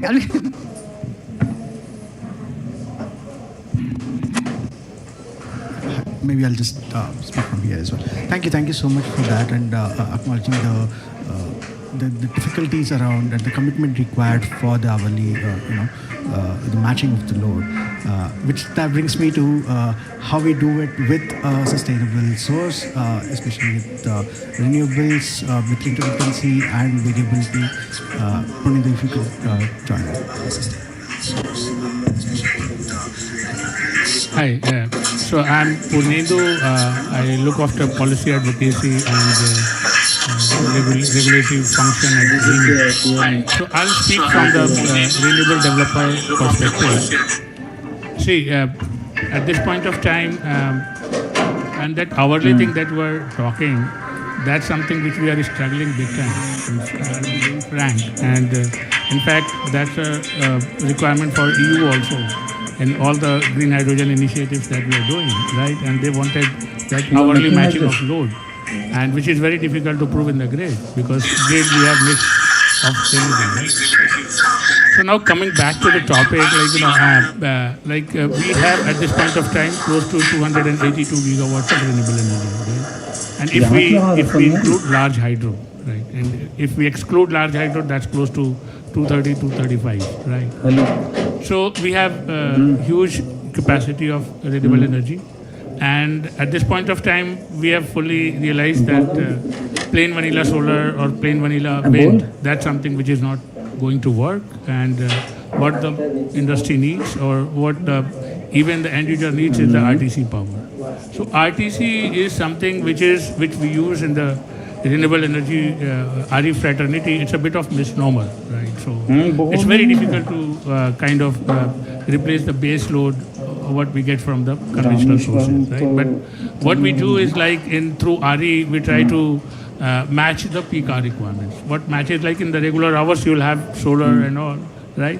But in the morning and evening peak, you can get the things from the renewable energy. Right?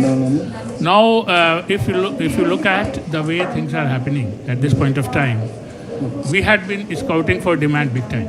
You might have heard that there are a lot of challenges in terms of PPA signing and all, right, in the DISCOM. And as generators, we had been looking for very, very, very credible demand which can be generated in the country. And that at that point of time, data center came, right? So now, data center, it's what we see that it's a data center moment for the country. Right? All the renewable energy players, is a big one, they are trying to get into this domain. And since, if you look at the data center, you rightly said that if we try to build up the plant at this point of time and then the transmission infra and all, that's going to take a long time. Right? So it's not a very sustainable solution. But there are players like us who are having merchant capacity. Right?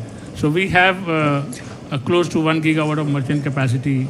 We already had tied up with big marquee firms, Microsoft, Google, we tied recently for 150 megawatts. So we have those kind of spare capacity which we can utilize for supplying to data centers. And since, if you look at the data center economics, 50 to 60% of the operating cost is power. And that should be very reliable for power, because otherwise it will impact the PUE, right? And so at that point of time, with a mix of solar, wind, and batteries, and it was a good thing happened that battery prices came down recently, right? And now we have a good mix of solar, wind, and storage, which is kind of meeting the requirement of the data centers.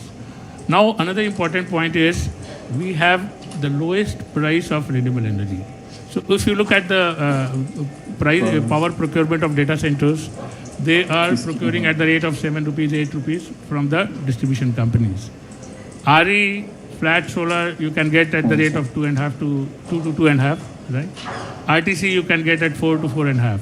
So on one hand, and also most of the hyperscalers, they have their net zero goals, right? So they wanted to decarbonize, they wanted to go for low carbon intensity things as much as they can, right? So on one hand, you have been able to meet your decarbonization goals. On the other hand, you are getting it cheaper. So RE is going to at least meet 30 to 40% requirement of the data center. That's our estimation.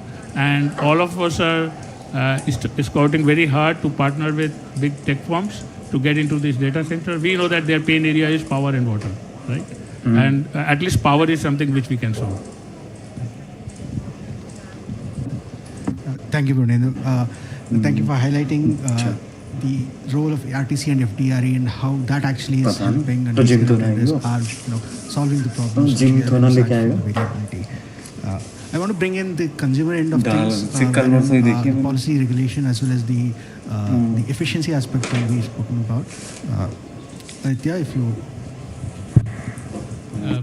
So I work with Prayas Energy Group. We are a not-for-profit organization based in a city called Pune. And we have been working in policy and regulatory space in the energy sector for over 30 years now, with a very strong focus on public interest. So I'm not a data center guy, so I won't use the jargon because I don't know it. But what I'll do is I'll highlight the public interest aspect of it and what can be done at a policy and regulatory level, and more importantly what we should not do, because at policy and regulatory it's more than what we're doing, it's equally important of what we're not doing, because we have limited resources. We, in the sense, public resources are limited and the capacity is limited, so it should be prioritized. So that's the context for my comments, and I'll focus mostly, again, from a public interest point of view, two things. One is the resource use of the data centers, and there are three: land, water, and electricity coming through different fuels. I'll focus on electricity. And when I talk about electricity, the first thing comes is energy efficiency. We have been talking about PUV and other aspects of it.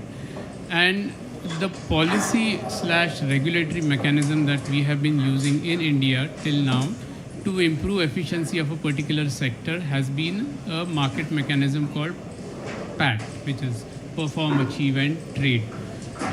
Very briefly, what it does is that it identifies individual units in a sector, gives targets to them based on whatever background work has been done. And then if the industry achieves, if a particular unit achieves those targets or overachieves them, they get some certificates which are traded and bought by people who have not achieved those targets. And the idea is that this market mechanism will improve energy efficiency of the sector as a whole. Now, the point is, can it be used for data centers as a sector? And in fact, PAT has now been subsumed under carbon market and the carbon credit trading scheme. Both of them are going to be administered by the Bureau of Energy Efficiency. So that is one policy mechanism that we have to improve the efficiency of data center sector. But I would still suggest we should go, there should be a lot of caution, and that goes back to the point that I said what we should not do, because is this the right way to go about it? I think Siddharth, you talked about PUV mandates. One thing is when you identify a sector and when you introduce it in, let's say, a carbon credit trading scheme, then it does require a lot of capacity to identify what are the benchmarks and what the targets would be. So again, with BE, and like you also said, there are other sectors, and in India it's much more so. There are other sectors, both on industry side as well as air conditioners. So given that, whether this would be where BE should look at, that's the question that BE should think about. One is from this capacity point of view, and second, more importantly, is at least the way that my understanding is this PUV, and there is a lot of technological advances that are happening at a much rapid scale. So by the time BE comes up with some benchmarks, sets some targets, which usually happens in a scale of around 3 years or so, I think a lot has been already changed. So that is something that needs to be thought about for a policy mechanism to improve energy efficiency of the sector. That is one. The second part of it is the renewable energy part, and Punendu talked about it, and Siddhant, you also mentioned it. So there are two parts of it. One is how does the data center procure electricity. It has two options. It will either do it from the distribution utility, or more possibly in India it will go through open access contracts. So it will identify its own power sources.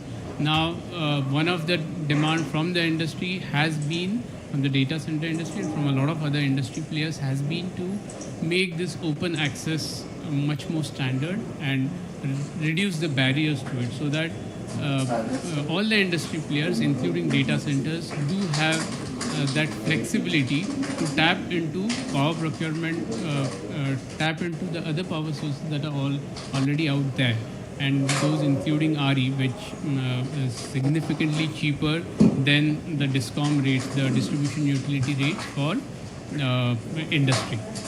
So that's one, having a better open access policy. In fact, what we are suggesting, we from Prayas Energy Group, is to deepening open access. So not only allow the consumers to buy power, procure power from alternate sources, but in fact also deregulate their tariffs. So what we call as HT deregulation, high tension consumers deregulation. Let them figure out their own contracts, their own prices at which they want to procure, and more importantly, with that they would also take the risk of the procurement, because what happens now is they do still rely on DISCOMs. They do go back to DISCOMs whenever the alternative arrangement doesn't work, the banking cost, and those are much lesser than the actual cost, and therefore it's not really favorable for the distribution utilities. So what this will also do is, I think there has been a lot of talk about what exactly the demand for the electricity demand for these data centers would be. That is crucial, particularly from the distribution utilities, because they need to plan for it. They need to, and you, in fact, very importantly, the lag between the speed at which a data center comes up and the speed at which the power infrastructure would come up. And if there is no, so a DISCOM needs to be, a distribution utility needs to be extremely careful in planning this, because if it is not, then what happens is there are stranded assets and the price is paid by the other consumers of the distribution utility, which is you and us and other industries. So again, the public interest part is that it shouldn't add burden on other consumers, which is also happening in most of the states, most of the countries outside India. And for them, the demand has, and mostly in advanced economies, the demand had plateaued, and this the demand from data center has been the only source of significant growth in demand, and therefore meeting them has been, the utilities have been facing challenges, and it is kind of getting translated to higher prices for all the consumers, and that's the thing that we should avoid in India from the public interest point of view. And one of the another point is also demand flexibility, which was also talked about, because the perception of, or at least the a layperson's perception of data centers is a 24/7 base load requirement. But newer studies show that that's need not be so. Your demand can be shifted. It can be shifted so as to match the renewable energy generation, so that the uptake of it would be much higher. But that again would need regulatory changes. A few states in India have come up with demand flexibility regulations, and we are at a very niche stage there. But that needs to be adopted by more number of states. One last point I'll make before I stop is, the point is that right now we do not have any standardized reports on either energy consumption or water consumption levels by data centers. In fact, for energy consumption, we in fact can use their powers under the Energy Conservation Act and consider data centers as a significantly what they call as designated consumers, and come up with standardized format in which the energy, which the data should be submitted, and not only submitted to the regulator but to be made public. So there is much more accountability. So I'll stop there. Thanks, Ajay. Yeah. I'm sure if Secretary Milind was here, he would have commented on the Conservation Act and how we go forward with that. But thank you for bringing in PAT, open access, easing barriers for that, planning and flexibility requirements of the grid. Essentially, that's something which I wanted comments from all of you as well, because all of this essentially boils down to how we plan our grid, how we actually manage this growth, how the demand growth will be balanced. So if you could comment on what specific goals the governments can focus on, especially in the next 2 to 3 years, that would be very great. Please. I figured you're looking at me, so I'm assuming I should start. And part of it also, I wanted to comment on a few things. And this is not just this panel, but generally I understand that data centers, yes, they consume energy, and yes, we are seeing a significant growth. But I would also like just take a slightly positive spin on it. Look at all the growth in terms of clean energy that is being put out, which didn't exist before. Look at how fast solar has been adopted, and a lot of it has been hyperscalers around the world. Look at some of the battery storages, and you mentioned you're looking for tech companies to be the off-takers, right? So I see that as a slightly positive way of thinking. If we want to see an energy transition, if we want to see, in terms of getting our grids cleaned up, in terms of having clean energy, what better than have the hyperscalers partner with the developers and the policymakers to kind of drive that, right? So, and we are seeing that in many, many places. So that's number one I'll comment on. And you talked about, there's a lot of, I think most of us would welcome some sort of common standards or common frameworks, but I would also request to have them interoperable between different countries. It's very difficult as global companies to operate in one region and then use, you want, just the same way you want to bring innovation and learning and all our insights from the world into India. We'd also like to have the frameworks to be very comparable to everywhere else, so we can have the same sort of baseline. But we do put out, and I can speak on behalf of hyperscalers, a lot of us put out our water usage, our energy usage. They're not a requirement, but they are voluntarily put out. And the reason to do that, to your point, is we believe that transparency will help you get back. It helps with comparability between the sector, but it also helps you with policy, because you start understanding where the sort of blocks are and the gaps are. And so, that's something we've been doing on an ongoing basis. I want to just comment on that. You don't need a law for that. Most companies do it because it's actually a good benefit for them to learn from that. Going back to your point, then I took a little bit of a detour in terms of grids. Everybody here this is a big topic here, right? Grid decongestion. How do you do load balancing? We do have a little bit of time because the data centers and the growth we are seeing is a couple years out. And so it's a good time and in India, it's an interesting bit of where you're already getting new transmission. So can you use a new transmission plus the time lag that we have to kind of balance out, and more in terms of the software that you need, in terms of the optimization capabilities that are needed to balance that load across different pieces. So that's number one. A lot of that actually, to me, is less to do with a utility or a discom or the off-taker like us. It's to do with data. Who has the data in terms of the load, who has the data in terms, and who has the power to balance it, and what are the optimization angles? So I think one of the aspects of this would be, how do you unlock that and figure out who owns that, and who would actually be the owning authority around that piece of it?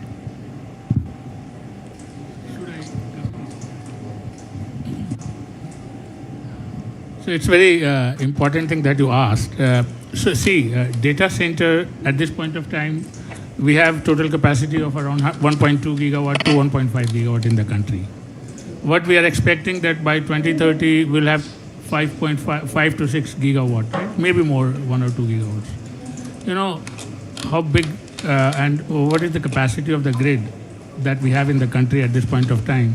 It's more than 500 gigawatt. So means I don't think that transmitting power worth 6, 7, 8 gigawatt is that big a challenge. Right? We have, and by 2030 we'll be having installed capacity, and that too transmission taking care of it to the tune of 6 to 700 gigawatts. So we are having a mammoth system, right? And data center requirement is a very minuscule part of it. Now, where the challenge lies? Challenge is in the reliability and security aspect, right? You need firm power. You don't want any kind of disruption. This should be stable. The power quality should be good. So all those things that required special equipments to be installed, right? Their firmness should never be disturbed. The flexibility should be there. And power can be injected at the time of requirement. So all those things is something where we need to invest more. And there the role of state utilities, right, where we wanted to deploy the data centers, that comes into picture. Because all these things, they come into their domain, right? And they have to be modernized. Right? Any comments on the location of these data centers, they being in urban centers and transmission requirements for them? So location, I think transmission is not that great parameter to consider. We are also scouting for location of data centers. What is like, especially what we are planning is most of the companies, they wanted to locate it close to the RE parks. Right, means we have solar parks, wind parks in the country, and we want to locate it over there. Secondly, the connectivity, that aspect, right? Means mostly connectivity is something which is very important.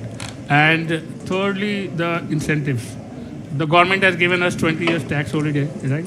But we wanted states also to contribute because the cost capex requirement for building data centers is huge, right? So it means hyperscalers, they will come with large sum of money, but even to that extent, when we were evaluating the capex requirement, it was getting into to the tune of around 130-40 crores per megawatt, right? And with everything included, with the hyperscalers cost also. So that's a huge sum of money which is required. And there, that incentive part, especially land-related incentives and all those things, that become very important. Any capex subsidy, anything. Thank you so much. I have a lot of other questions, but for the paucity of time, maybe we can just open the floor for the questions from the audience. So, yeah. Can we have a mic?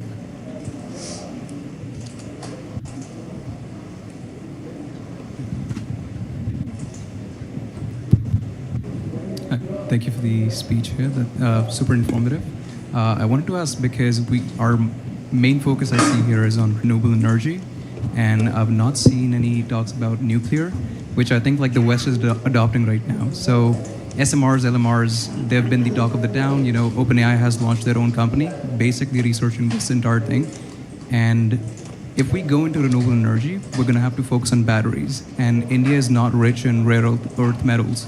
So I think we would get dependent on other countries and their imports. So do you think it would be better if we rather do research in nuclear than renewable energy, like the traditional one? I could start a little bit, having been part of a company that's investing in nuclear. You're right. Like nuclear is, it does have advantages over renewables. It has, but the biggest challenge we have right now is the time lag. Any kind of scale on nuclear, you're looking at a decade plus out. We've done investments in SMRs, and those are great as pilots, first of a kind. And I think the SMRs will scale maybe like late, post 2030. But you're looking at in terms of what you need from gigawatts at a data center, you're looking at least 10 years plus. So the question then becomes is what do we do for the next 10 years? And for the next 10 years, and you could comment on this, you still think a combination of solar, wind, and good battery and different kinds of storage is still the most reliable option that we have, and then you accentuate with nuclear when it comes in. In terms of critical minerals, that's a good point, but that is why you should then figure out how to recover and reuse and as much as you can in the supply side of it. But I think that's still the best and most sustainable technology we have. Thank you. See, if you talk about nuclear in India, it has started, means the impetus has been given just a year back, right? And we came out with our nuclear policy, and we have this target of around 100 gigawatts by 2047. Now, the whole ecosystem is getting ready for it. There is a private sector participation which has been allowed, right? And all those O&M challenges, etc., it's being sorted out. So it's going to take some time. She rightly said that before 32, 33, we are not going to see any large deployment in the country, right? Maybe 200, 300 kind of requirement, 300 megawatt kind of requirement. So till that time, it's the batteries which are going to play a very, very important role along with solar and wind. Batteries, I think manufacturing is something, as you mentioned, that most of the stuff is something, especially cells that we are importing. Container part, we are trying to sort it out over here. There are advanced cell chemistry incentive, PLI, which the government had given. I think manufacturing is something where there'll be some push within the country also, because we have huge battery requirement, and there have been plethora of tenders that you would have seen in recent past, right? And the battery costs and the tenders at which the costs are being awarded, that have gone down tremendously. And that will benefit the sector as a whole.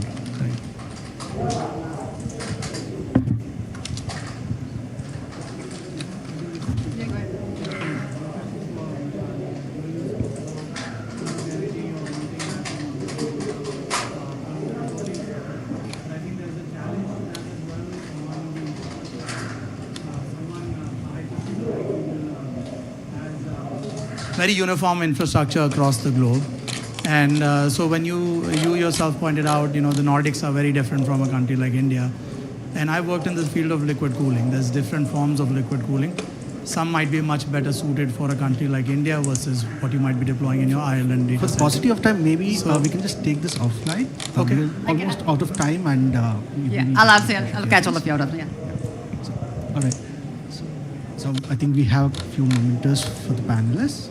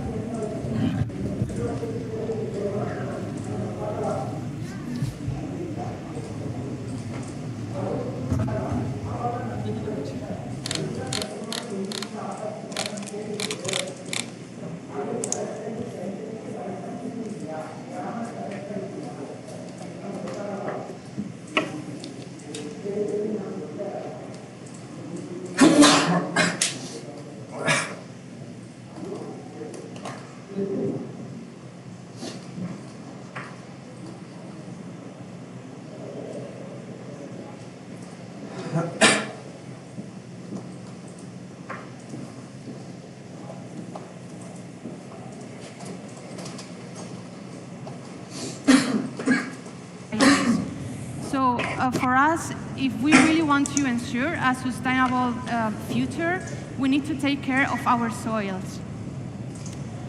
And it's great to see how here in India, which is a country that is leader in agriculture, you are very aware of this and you are taking actions for protecting your soils. So what is health soil? If we agree that only living things can have health, then we should look at the life in the soil. And it's really amazing the quantity and diversity of life that we find and the role that they play in key processes in the soil. We at Biomakers, we use the soil microbiome that includes bacterial and fungi communities as a bioindicator of soil health. And we connect this to the digital world using technology and artificial intelligence.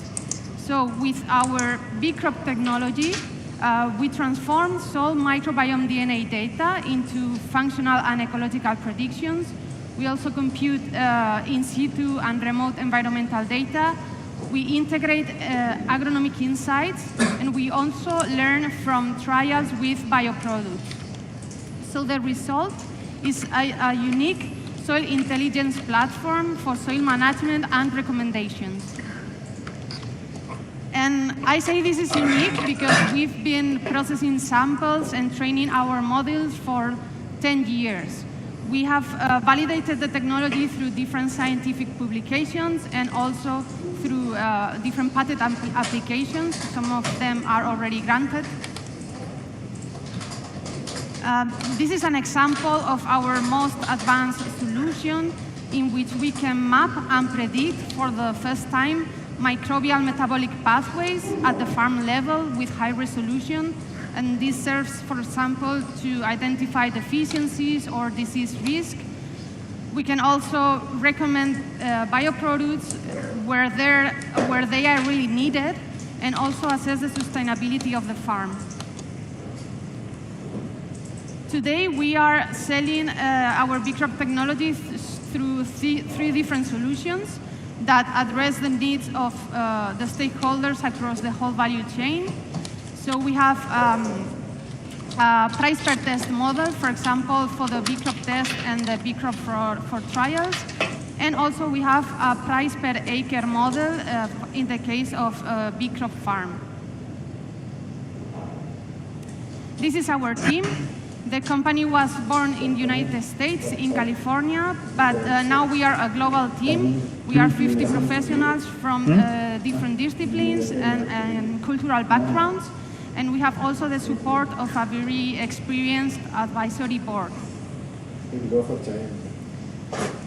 Today we have a global reach. Our scaling strategy is based mainly in building a global network of partner laboratories that operates under our standard procedures, and also building strong partnerships with key actors in the whole ecosystem, from farmers to ag input manufacturers or large food producers. And I'm happy to share that now we have also presence in India, thanks to a new agreement that we started with Agrocell, a laboratory called Agrocell. So if we win the prize, we will definitely use it to promote this collaboration and to contribute to protect the health of the soils here in India. We really believe we are having a very positive and real impact, and that's why every year we release a dedicated report. For example, we have been able to reduce by 20% the use of agrochemical fertilizers. And just to finish, we are always like to say that better soil is better food and better life. So thank you for your attention. Thank you for your presentation. We now open the floor for committee members to pose their queries.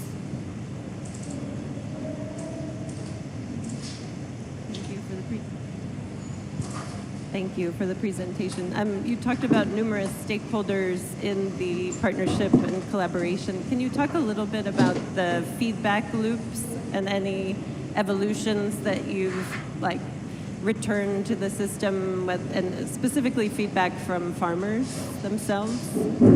You mean if we receive feedback from the farmers? Yeah, Yes, how that's built in, and have you seen or developed product evolutions based on that feedback? That is really important for the product development, because sometimes the farmer receive many data and very complex, and they say, okay, but what do I do with this? So we are working hard to translate this complex information into actionable insights, so they can take actual decisions for improving the soil. And has there been any, lessons learned or evolutions or changes based on some of these inputs and feedback from? Oh, sorry, can you repeat? Just obviously with farmers at the core, have there been any inputs or feedback directly from farmers that have led to different changes in the product development and cycle and the work? You mean, sorry, I don't understand. I believe she's wanting to understand the feedback of your users, the solution users. The user feedback. What is the feedback from the user group? Be it farmers or someone else, what is the feedback that you've received? Yeah, it says some of the feedback, it relates to our digital platform, because they can get their results, they can track the status of their samples through our portal, and also get the results and the reports, and they can also use different tools. So sometimes the feedback is in that direction, I don't understand how to interpret this result, or I found it difficult to combine these two indexes, I don't know the meaning, so that's the kind of feedback we normally receive. I think the question is, because of the feedback, what changes to the product you have done to date, if any? What is? How has your product changed because of any of the feedback that you have got? How is the product changed? Yeah. We are constantly improving the user experience in the digital portal mainly, and also sometimes we are also improving our microbial indexes so they can fit better what is expected by the farmer.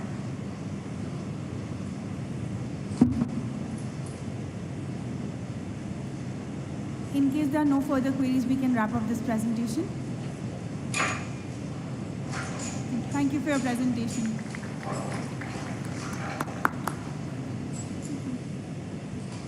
Now we have a team from India presenting Resilience 360, which is a climate risk management and resilience tool. We now welcome them on the stage.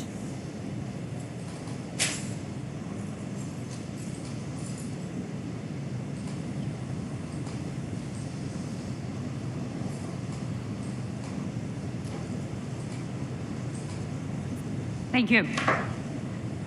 Namaskaram, India. And a very good afternoon to all of you, ladies and gentlemen. My name is Samhita. I represent Resilience AI.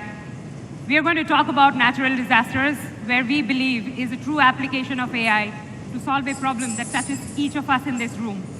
A $400 billion losses, 394 plus disasters, and please remember, 3.5 million lives lost. This is not just rural and urban locations of US, India, Philippines, Japan, but this is also our businesses, our supply chain, and more importantly, trade and livelihood. It impacts every industry, and that is where we come as practitioners of natural disasters, technology, urban planning, architecture, finance, and economics.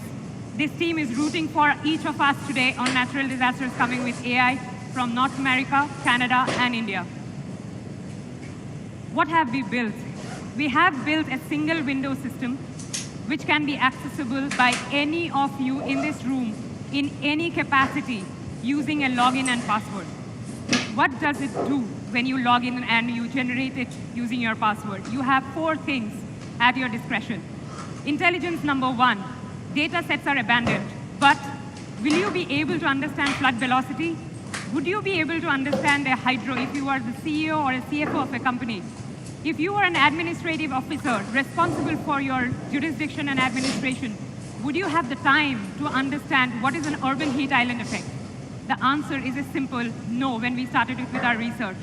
What we are doing is at a location-based level, at every hyper-local structure, including the building we are in today, give you an answer of what is the magnitude of damage to 6 types of natural disasters in 30 minutes at 96% confidence.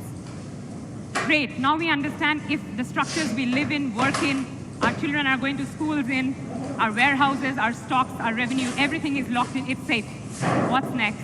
Next is compliance. It's a very critical component of the entire conversation, and we are solving it using generative AI by giving you a resilience factor where we are mainstreaming how you should define resilience, because there is so many conversations and definitions about resilience in climate. Moving forward, what we are also doing is ground truthing this, and this gives evidence to the fact that we are science-based, we are aligned to the 3 chakras of this mission that we stand for today, we are part of the PM 10-point agenda, and we have been recognized very humbly by Ministry of Home Affairs, National Disaster Management Authority, which is the nodal agency to decide whether the software has the science, has the intelligence, and is credible. We are also very ground-truthed in our intelligence in terms of the village and urban. Natural disasters does not discriminate whether you are living in a rural India, rural America, or you are living in an urban city. We have deployed this with United Nations in 84 villages of India. We are deploying it in 8 cities. We have been working with data centers and hospitality sectors with Mahindra, and the customer trail has been going in. In less than 9 months, we have generated enough revenue to be able to start expanding. We are targeting a market of about 50 billion, which is our operational market in 3 countries. If I tell you the slide in the first one, and you had the devil in the details there, 3 countries contribute to 50% of the disasters in the world: North America, Philippines, and India. and we are going to serve these countries by making them resilient. Our go-to-market is very simple. We believe that this is an ecosystem play. We do serve the government and the business enterprises directly, but we have a very strong channel partner base who are taking this deployment as part of their service tool. We have been growing very poisedly. In the last 2 years, we have locked in about 200K revenue, and we are moving to more than 10x growth, breaking even next year. Why Resilience 360? That's my last 59 minutes. The journey has been phenomenal. We are novel. There is a copyright and patent file. The copyright is secured. We are valuable. Everybody wants and needs to solve natural disasters for business resilience and your city resilience. We are scalable. You can use the same tool for India, for anywhere in the world, and we have been deploying it in multiple countries. We are doable. All you need is an ecosystem. We are not an analytics player. We are much more advanced than it in the way we are using the science and making meaning out of it, and we are using the algorithm at the back end. Thank you so much for listening in to us, and we are open for questions. I'd want to invite Sandeep Reddy Malu, my co-founder in this journey, to also join me for the Q&A. Thank you. Thank you for your presentation, team, and thank you for sticking to the time limit. We now open the floor to the jury members to pose their queries now. I have a question. What are the outcomes? Is it more preventive or is it more recovery in terms of the Resilience 360 outcomes? Is there a language model around it? Do you want to take the language model around it? There are two parts of how we have looked at the language model, sir. One is a visual language model that helps us to understand the current land pictography of evolving landscape over a period of time. So we have a custom-built visual language model that helps us understand the change in terrain, change in vegetation, change in physical structures that are being built, degraded, damaged. That's step one. We take that as a baseline and combine it with change in climate indices that happen in a given area or a period of time. So we are able to say that in a given year, when there was rainfall of, say, 200 mm in an annual basis, what has happened from an inundation standpoint, when the landscape shifts, vegetation is removed, new roads came in, how does it impact permeability of the soil to absorb water? We have an ability of a secondary model that makes these step one inferences and combines that with climatic change models to make the conclusions of what has been a shift in risk. So that's how we have two broad categories of paths that we have, sir. I'll just add a content to that. The science that we have trained the machine on are three sciences. Science number one is climatic. When you have heat, you have to understand temperature, but you also have to understand what is the wet bulb temperature indoors. Both of them come together. You have to understand precipitation. You can't take that in silos. So we have taken that cluster of information. The second science is geological. Geological means what is the proximity to a water body? What is my wetness index? Is my soil moist enough?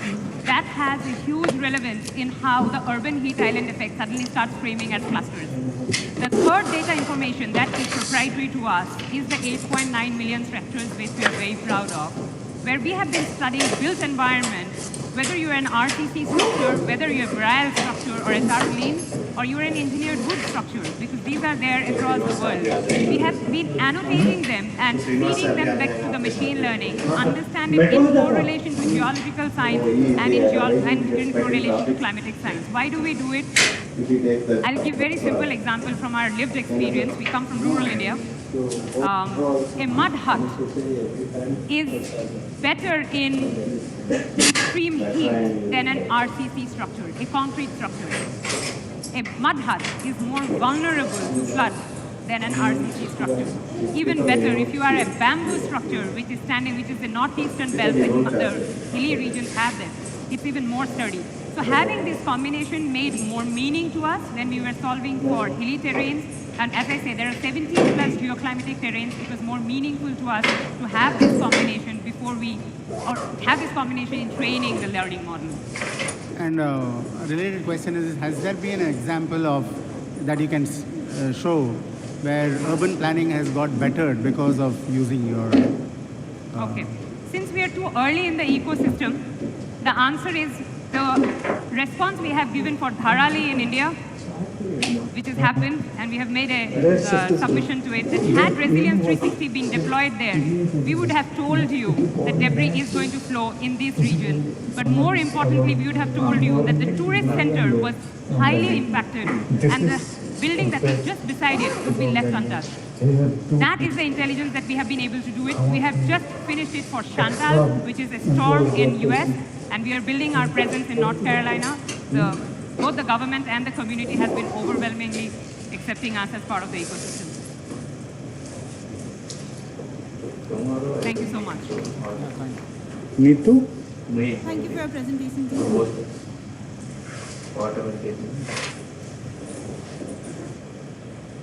The next presentation is by Element Tech Circle Private Limited, which is providing an AI-powered smart meter intelligence and demand response platform. We now request the team to come on the stage.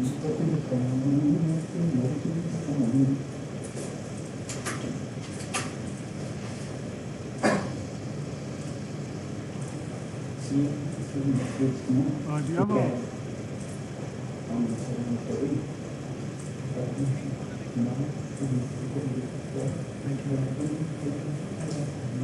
300 million.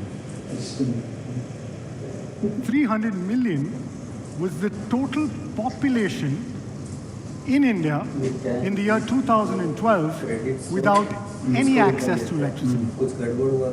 And that number stayed with me because it was roughly around the same year that I decided to move to the United States to pursue my master's degree.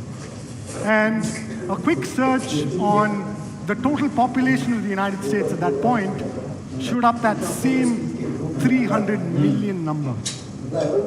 And really that is the scale of the problem that was in place in a country like India.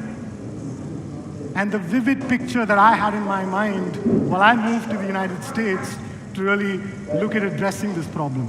Over the course of the last decade or so, we've provided access to electricity to that entire 300 million, and today provide affordable access to power to 1,400 million and counting.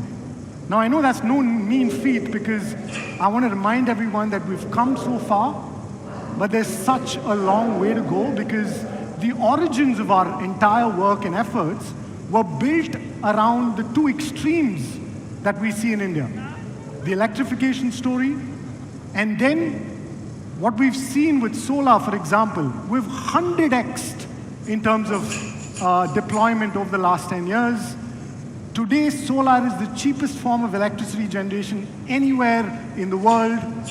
But at the same time, if you look at the GHG emissions, India is already the third largest emitter of greenhouse gas emissions. But at the same time, if you look at the per capita emissions number, we're 103rd in the country ranking list.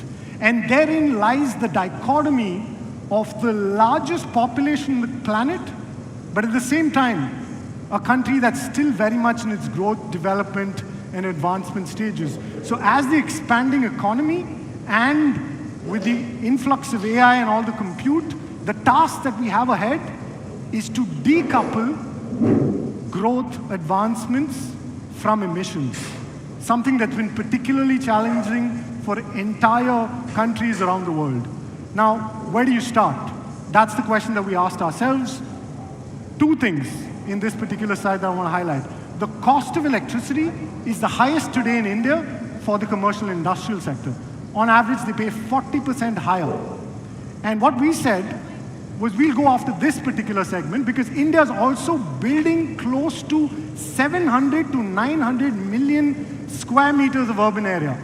And really the stat that really led me back to moving back was India is building the equivalent of a Chicago-like city every single year for the next decade and a half. That's the sheer amount of construction, development, and growth this country is sort of seeing. Now, all of our work started at IIT Madras, and the work we've developed, tested, validated, is now a showcase at the IIT Madras Research Park campus, and my entire solution that we've developed is going to be a case study that I'll walk you through over the next two slides. For context, we're a 1.2 million square feet commercial complex housing about 5,000 people, 250 corporates, 100 startups. Our average energy consumption is about 70 megawatt hour per day. We've sort of looked at how do we address this from an end-to-end manner. essentially a four-pronged solutions approach: efficiency, generation, storage, and then management. This is this quick analysis of efficiency. We have done a geospatial modeling to understand the heat gain within the facility. And if you can see that picture on the bottom, it shows that one particular building, which is the west-facing facade, is exposed to 30% more heat gain. That means I'm spending for the same room, same size, just because it's oriented in a different direction, 30% more energy in just cooling that space. We're using AI to optimize, learn, and solve for problems like this. On the energy generation piece, solar and wind, as you all know, is already scaling. What we've done is also build out storage. This is a thermal storage system, a 300,000-liter tank at the basement of our facility. Whenever there's excess solar or wind, chill water, store it in the tank at 6 degrees Celsius. Whenever there's a deficit, use that chilled water for cooling and all of the cooling requirements. Now, the layer on top of this is managing. Real time, you need to optimize and essentially manage all of the energy generation, storage, and the usage that's happening. And what we've seen is the AI layer on top is solving for all of this. And our entire journey was documented through the Zero to Green open source library, where we found that there was a 35% reduction in costs, bringing down our electricity bills by 42 million in a single year. This approach is what we're saying is scalable across the country. And just quick 30 seconds before I close, this is a statement that was put out by Anthropic, which shows that they're going to cover all infrastructure upgrades in the grid. And that's exactly the direction with which we've gone.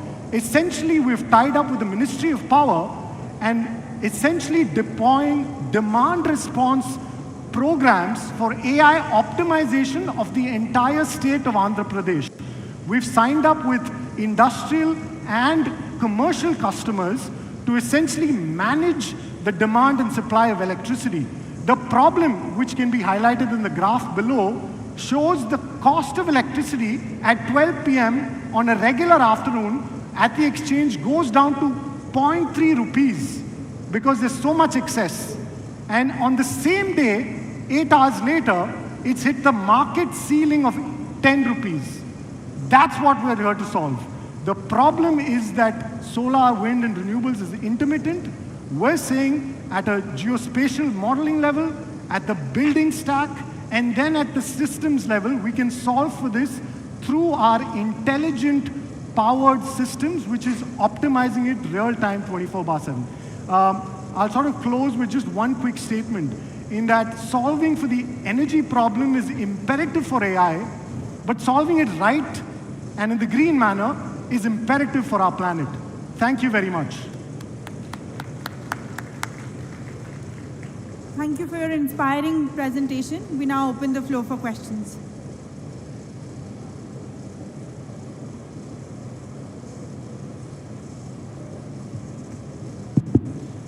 Thanks for that. How do you guys, or how would you charge for your solution by integrating the energy sources, but also creating the intelligence layer? What would you be charging, and how would you be charging it? So we're, in the grid example, we're working with the DISCOM of Andhra Pradesh. We're not charging the DISCOM anything. We're providing this service to the industrial and commercial customers, and they pay a flat subscription-based fee to us for accessing the demand response program, because we're also seeing savings at the consumer end.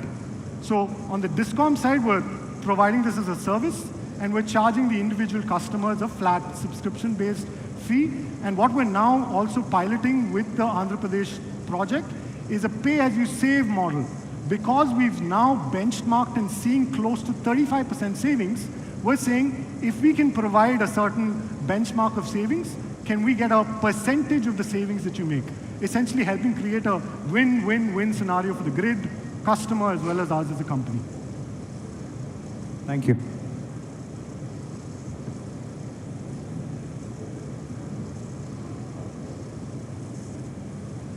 In case there are no further queries, we can wrap up the presentation now. Thank you so much for patiently listening. Thank you, team.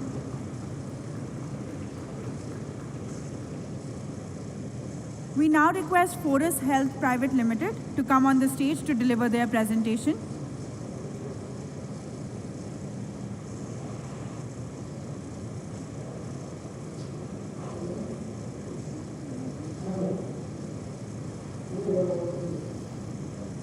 The next team that will be making their presentation after Forus is Vaisa. We request them to come to the stage where we can get them mic'd up and prepared for the next presentation.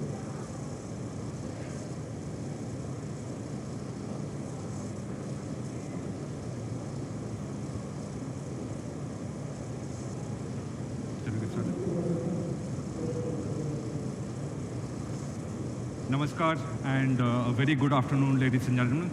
My name is Shubhajit Banerjee. I lead the AI development activities here in Forus Health, which is a medtech company based out of Bangalore. Today I'm here to talk to you about a condition called retinopathy of prematurity, which is one of the leading causes of preventable blindness, and it affects newborn preterm babies. Right? Every year, millions of such babies are born, and studies suggest that nearly 1 in 3 of these babies would end up contracting this condition, in some form or the other. In the very severe cases of ROP, the retina literally starts detaching from the eyes, which is what you see the onset of that in the image towards the right. So governments all over the world is taking it seriously, not just our own government, but all over the world. And they are drafting policies and guidelines to ensure that we can have and achieve universal eye screening. Yet, even globally, we are very far from having this 100% coverage. One of the prime reasons for that is an alarming shortage of specialists. In India, especially, the number of ROP specialists as low as 300 only. And the ratio is not much better globally. If you add to this the fact that traditionally ROP screening is done by hand, as you can see in this image over there, you could already see the scaling problem. So one logical thing to do is to use digital cameras so that you can delegate the responsibility of capturing images to trained clinicians and then use telemedicine platform to review and diagnose. However, even in that case, doctors still end up spending more time reviewing than actually treating. So ROP is also not just a yes-no binary classification problem. If you are talking about in a machine learning point of view, it has multiple dimensions and you have to characterize it properly for you to understand how to proceed further. Add to this fact that aggressive ROP needs as short as 48 hours to be treated, and the telemedicine workflow typically will take at least half a day or 1 day for the report to reach back to the parents. This is where we feel that AI can really add value, and which is where our first ROP AI solution comes in. So we are able to properly characterize the crucial aspects of ROP, such as the zone, the stage, and whether it is aggressive or not, and pre-fill it, and which will help triage the cases based on the severity.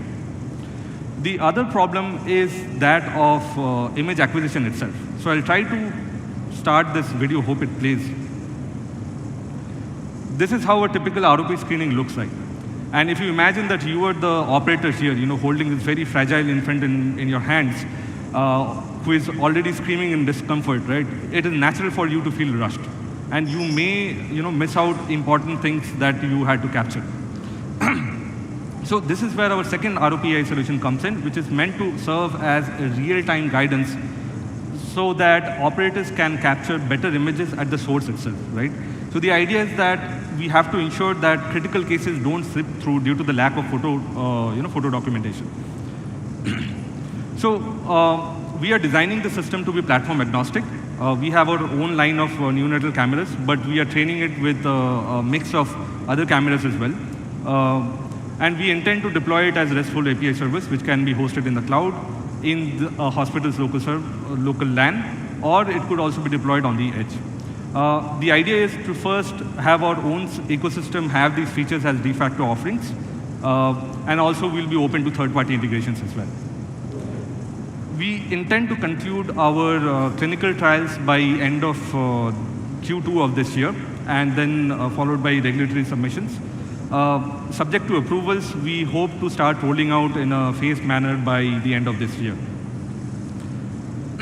So one of the most critical challenges of operationalizing AI, especially in the medical domain, is the last mile delivery, right?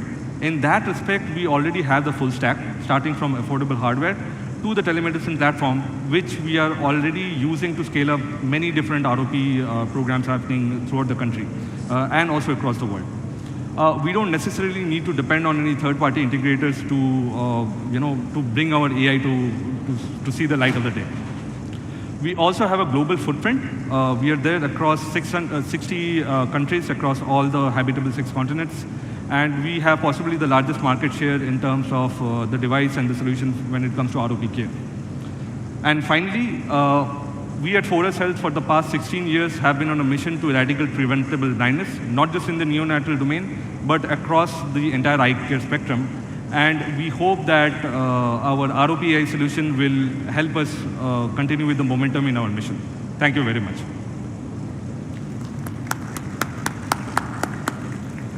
Thank you for your presentation, team. We now open the floor for questions. Thank you very much for your presentation. To understand your presentation better, can you explain basically you're selling the service or product? Your voice is, I'll just come, hope that's better. Yes, please. Could you please repeat? I would like to ask what you're charging on.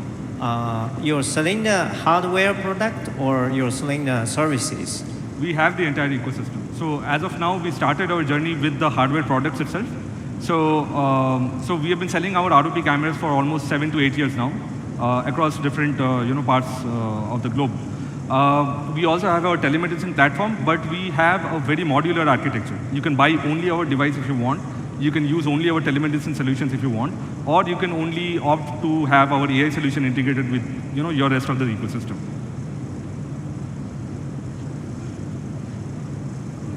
Thank you. I had a quick question.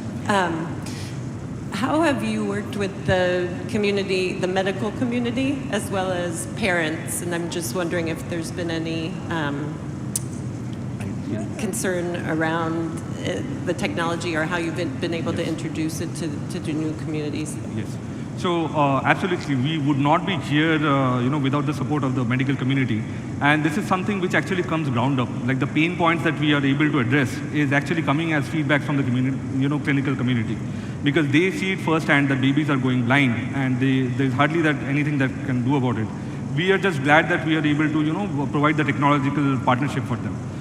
With regards to the babies and how to deal with the parents, usually we are working in technical collaboration with the with the hospitals or with the clinics. But at the same time, if you see how the procedure is, as a parent, your heart really goes out to it. But at the same time, it's a temporary discomfort. It hardly takes about a minute or so for you to do the screening, but it is for the larger good, right? So if premature babies are born with certain conditions like low birth weight and low gestation period, then you are meant to have this follow-up multiple times. Like we know cases where every week, almost for 10 weeks, babies have been followed up, right? So that is how it works. This one. I was just trying to understand, your hardware is already out and the ROP cameras and all of that.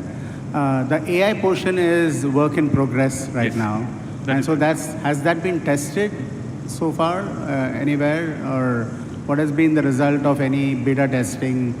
We are very close to starting clinical trials right now. So we are still refining the models with the data sets that we have collected so far. It is very close to starting clinical trials. So it is work in progress. It's a work in progress. Okay, thank you. Thank you. Can you also share your background, please? Can you please repeat that? Can you share your background, please? So 11 million people covered, 6 million people served, almost 1 billion conversations on the platform. We are the largest evidence base in the world with more than 40 research publications, multiple clinical trials we've been doing with Harvard, Columbia, and leading researchers in the world. And very highly rated on the Play Stores. And we now work with 9 insurance companies across the world. multiple employers, multiple public health agencies, including the National Health Service. We cover 30% of the NHS today, and the Ministry of Health in Singapore, where Visa is being offered as a service to the entire population of Singapore. So this is truly a service or a solution built in India for the world. The underlying technology platform, it's a neurosymbolic AI architecture. So mental health, as you can imagine, is an extremely, extremely sensitive use case. So it has to have a dual, the architecture needs to manage the empathy and the conversation ability and the richness which a neural architecture gives you, but it needs to undergo and fall within a certain protocol which a symbolic architecture gives you. So we've spent a lot of time, we've spent nearly now 8-9 years perfecting this, and being deployed in institutions like Aetna, the NHS, the Ministry of Health in Singapore, have given us the resilience and the robustness and the outcomes to actually go out and saying that we really do know how to do this as best as anybody else in the world today. It is still an evolving battle, it's an evolving story, but it is also extremely, extremely big need. So we do have a patented approach to our triage product, so where we understand what people are feeling and direct them to the right level of care. We are FDA ready, we are a breakthrough device designation with the FDA for our work in chronic pain, which is at the overlap of mental and physical health. Again, a space which is extremely hard to serve in traditional healthcare systems, but with AI you can actually expand access. So, and this is a quick snapshot of the kind of people we work with. So multiple insurance companies, travelers, Vitality, you will see leading names in the world who are using the service, and also in philanthropy, where we comply with NHS clinical safety standards, DCP 0129, ISO, and so on and so forth. So there's a huge amount of work we've done to make this safe and robust.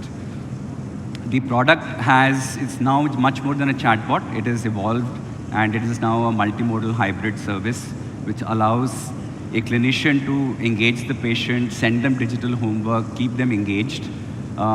We also have a triage product, which allows patients to get to the right level of care, which is the one which is currently deployed in the NHS, where we're covering about 40% of the adult therapy network in the United Kingdom today.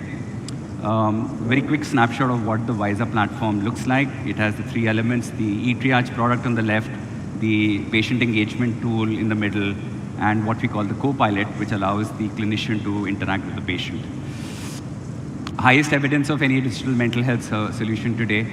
We work with leading institutions, research institutions of the world, and we have proven outcomes, including a 40% reduction in depression and anxiety symptoms, improvement in chronic pain, symptoms of chronic pain, pain interference and physical function, and a host of other things, including being adjudged best in class on privacy and safety by the Mozilla Foundation, which again is one of the leading watchdogs of privacy in the world. Why India? So this is almost, the wheel has come back. So we built something in India, it has gone out into the world, it is now currently working at scale, and now we're bringing it back into India. And what we're learning is that it has actually, we have to unlearn what we have done. So I started the project, this is my last slide. So I've started we started the project by saying it's a chatbot for mental health. And then what found out was when we were trying to deploy this for adolescent girls, there are 400 million adolescents in India, about half of them are girls. A chatbot doesn't work, mental health doesn't work. So now you have to do something which is a combination of a digital and a physical intervention to allow for safety as well as access. So I'll give you an example of what it looks like. So it's a book, it's a workbook which is targeted towards the adolescent girl. It has QR codes which allows the girl, even if she is using a shared phone, taking a phone from a mother for 2 hours a day, it goes and creates an anonymous, completely discreet and private conversation on the web, which is validated and robust. But at the same time, this is being distributed through a school and through the teacher. So the parent is confident that this is actually kosher, and it is actually being given to the girl with their consent. And it is being supported by the ministry. For example, right now we are working with the government of Maharashtra, Women and Child Development Ministry. We are currently deploying something in Punjab. We won a $7 million 5-year Welcome Trust grant to roll this out in UP. And we are also working with the government of Meghalaya. to develop and distribute this and take it from preventative care towards post-diagnosis support as well. So this is a topical reason, this is a topic, very, very topical need today. AI can help solve the problem, but it needs to be integrated with real world implementation support. It needs to be integrated with human beings. So we are learning a lot on the ground, including things like this workbook, which we are calling Dream Kit. I'll just leave a copy for you here. But that is an example of bringing AI. We started with, I think, a sample size of 1. So we were building for AI for 1, and now we've ended up building AI for all. So thank you. I'll just take questions. Thank you for your presentation. We now open the floor for questions. Is this voice enabled and multi-languages? Correct. So, sir, our Maharashtra work is in Marathi. We are also translating this, transadapting this into all Indian languages, including Hindi. Our UP work will be in Hindi. And we are also doing voice. So we have a voice prototype currently in production, and we're going to deploy it very shortly. And how do you ensure any privacy of conversation, or is there any aspect to that? And how does, let's say, somebody in the family get alerted about a particular situation if it is going into a crisis? Sorry, I think if I understood the question, you're saying how do you ensure privacy? Yeah. And safety. And safety. And safety. So we spend a lot of time on that. And so we comply with NHS clinical safety standards and so on and so forth. The product is anonymous. So you give yourself a nickname. I can call myself Rajnikant or Superman and have an entire conversation with Visa. So that is extremely important to build user trust. You remove that initial stigma and hesitation as well. In employer context, for instance, when the person is anonymous, they're not worried about this going into the manager, saying that they had these conversations about work or the manager and so on and so forth. So that's one. So it is anonymous in nature. And the second is, there is a lot of work now. The underlying architecture has changed from a rules-based decision tree architecture when we launched to now a prompt chain using API calls into a family of LLMs, which we are doing now. And there we are doing a lot of work in preventing or both in the input level as well as at the output level. We're doing a lot of filtering. For example, PII reduction happens if you make an API call to an LLM. And there's also a risk stratification saying low-risk cases can be invoking LLM API calls, but high-risk situations revert back to the symbolic architecture. So that is another way in which we do this. We have user panels which make sure that you reduce or mitigate bias. So there's a lot of work we do in managing. At what point do you involve a human in this whole decision making or supporting, or is all AI driven? Sorry, is the revenue? I'm sorry, there's a lot of... No, not revenue. At what point do you involve a human in the decision making? Humans, during the product development phase, it's a safety by design, the entire architecture. So humans, clinicians, we have about 50 clinical psychologists and staff. So no, I'm not talking of the development. I'm talking about... So at that point, there is a step architecture, a step care model. So the initial part is done. They say the initial assessment and the referral happens on a chatbot architecture, and there are 6 points of escalation where if the user wants more advanced support, including when we discover that they are in SOS or they're in distress, and that's a much larger. We are probably the world's leaders in thinking about safety architecture, where you push people onto a human being. But there's one point I really want to make, which is where LLMs today or AI today is failing in mental health is in SOS, is where, because of liability issues, most people are in a hurry to escalate people out into a helpline. And what we have found is about 10% of the people whom you escalate and saying, oh, I can't handle this because it's a liability issue, talk to somebody. 10% of the people who are in extreme SOS actually reach out and talk to somebody on a helpline. So the system is failing. Competing the quality of your service, against mental health. I'm sorry, you'll have to... I'm very sorry, the echo is really bad. Yeah, how you are evaluating the effectiveness of your service against mental health? How are you evaluating the effectiveness of your solution? How are you evaluating effectiveness? Well, we have 45 research publications across various parts of the touch point, including safety, accessibility, usability, as well as outcomes. We have done 4 clinical trials, randomized clinical trials. We have a huge host of publications which are telling us that this is working. And I think the challenge or the interesting opportunity now is to take what we have done globally and to unlearn and relearn and deploy it through mechanisms like this into, for example, we are now rolling it out in municipal schools in Maharashtra. So what we have done in the NHS in the UK or with LifePoint Health or Ascension Health in the US is not going to work in Raigad. So we have to relearn. We are doing a lot of impact evaluation work as well. Our work with the Wellcome Trust in UP, it's a 5-year clinical trial to actually first create something which is, this is pre-diagnosis. So what we are now doing is also the post-diagnosis intervention for adolescents. And there is a stepped evaluation, first a product development, which we will evaluate, and then we're doing it, pushing it through a formal clinical trial. So there's a very, very stepped process which we're doing for our impact work in India.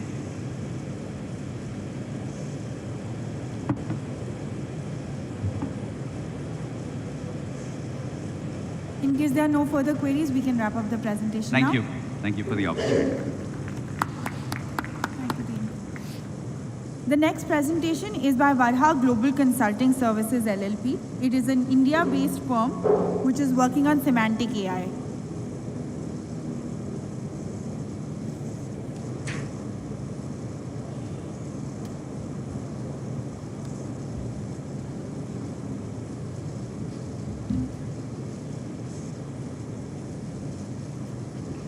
Hi everyone, a very good afternoon. I'm Team Vajra Global, here to present Sagar, Semantic AI Governance for Accessible Rights. The World Economic Forum's Global Risk Report 2025 states misinformation as #1 top global risk by the year 2027.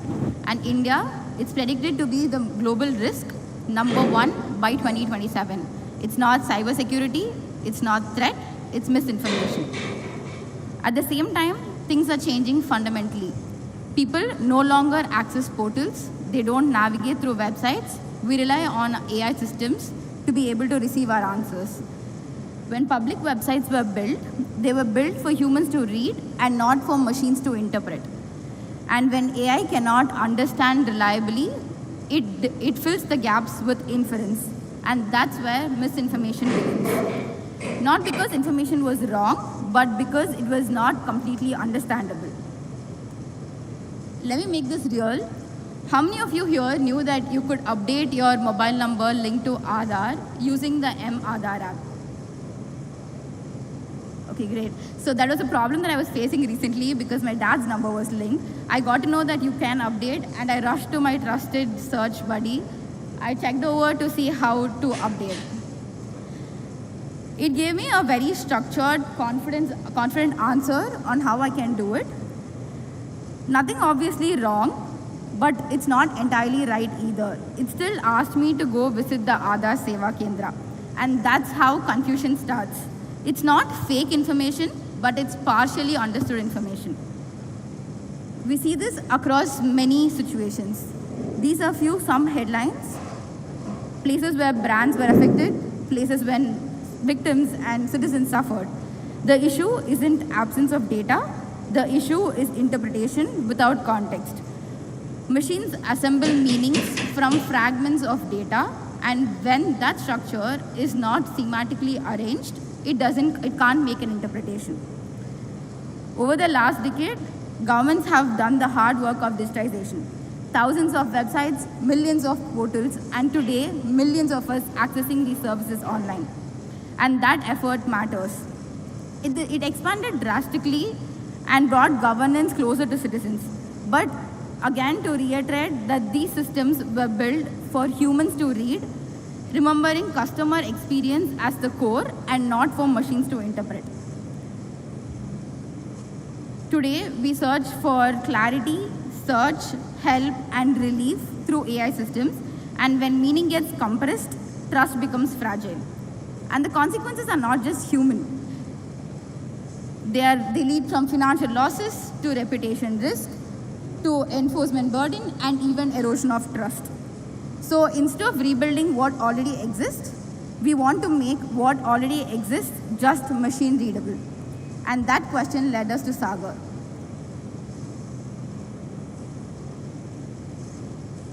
Sorry, okay. Sagar is not in a chatbot, it's not another portal, it's a foundational infrastructure layer. We studied how AI consumes web information and it retrieves fragments and infers meanings from unstructured text. Our approach is to remove the interpretation that AI does today. We analyzed the entire website and we create a connected system mapping services, eligibility, and processes together. We then build a semantic knowledge layer, creating machine-readable meaning while preserving context. This creates a parallel knowledge layer over the existing CMS. Nothing changes for the citizen, it's just how AI views the same web content that is created.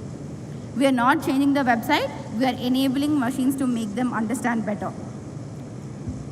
And if we step back a little, it's not just a system upgrade, because when reliable information becomes more accessible, inclusion improves.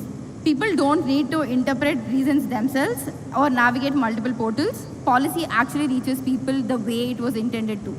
And that's what AI for all means. It's not just smarter interfaces, but safer access. To make this at national scale, the model matters too. We propose a public-private partnership aligned with India's TAC principles. Citizens access trusted information freely from the channel they choose. Ecosystems integrate responsibly. Revenue sustains and continuously improves the infrastructure.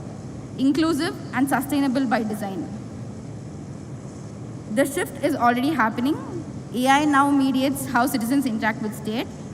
If we keep reacting manually, we can either keep reacting manually or we can fix foundation at once. Hundreds and millions benefit without. But potentially, we have created simulated websites like the government websites and tested through, and we've been able to see good results with that. Are you also in conversation with a couple of stakeholders, maybe state governments or maybe institutions, public institutions, to provide maybe testing on their data or their initiatives? Yes, we are talking to different stakeholders, both in where we come from, Tamil Nadu government. We've been talking to a couple of the departments there. We're also working with some of the other players as well to work through this. So that's part of why we had also applied for this competition, so it will give us the access to go through with this. And how's the response like of all these stakeholders? I think it is definitely positive. This is looked at as a very key concern, because the whole idea of inclusivity and ensuring policies defined are reaching the citizens is a key element that every government is looking at. And if you can talk about going forward, what will be the kind of revenue model once some sort of traction gets start building up? So what kind of revenue will be a kind of subscription, or how it will pan it out? So I think Pranati touched upon it a little bit in terms of a public-private partnership. The way we are looking at it, because we are looking at it as an inclusive, citizen-inclusive kind of an initiative, we want to make sure the infrastructure layer that we build is actually made free for the government website, so citizens can easily access it through the channel of their choice. But we could also make this data available through APIs for businesses. And that would probably fund the entire process, and it can also continuously improve the overall feedback and learning over a period of time. Thank you. Perfect. Any other questions? All right. Thank you so much. Really appreciate the time. Thank you. Thank you for your presentation, team. Before we move to the next presenter, I request the jury members to kindly keep the mics closer to their mouths so that it's easier for the applicants or the presenters to hear what you're saying very clearly. And to the presenters, in case you are facing trouble hearing because of the echo, you may use the podium. Podium is a much better place to hear clearly what the jury members are saying. Having said that, now we can get to the next presentation. That's by Core Stack, a digital public infrastructure for climate change adaptation by Commons Tech Foundation for Participatory Technologies. I welcome you to the stage now.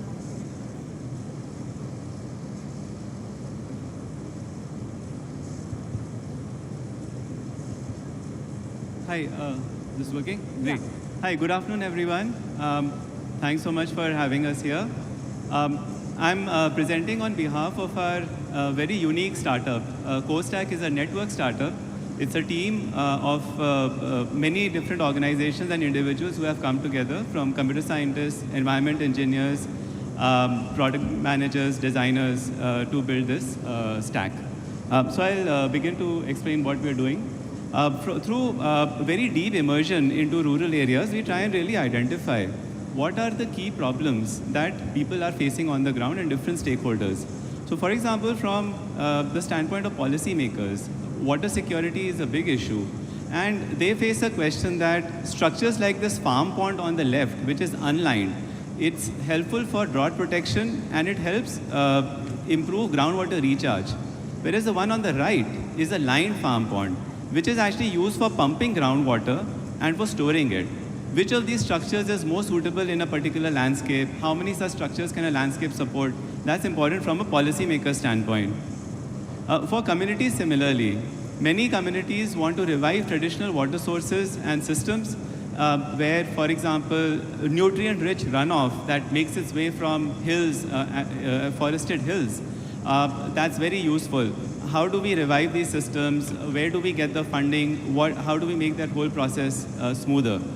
And all of this in today's context, where rural communities have very strong aspirations for social mobility, economic mobility, but how do we make sure that it's all together within the ecology boundaries of that particular landscape?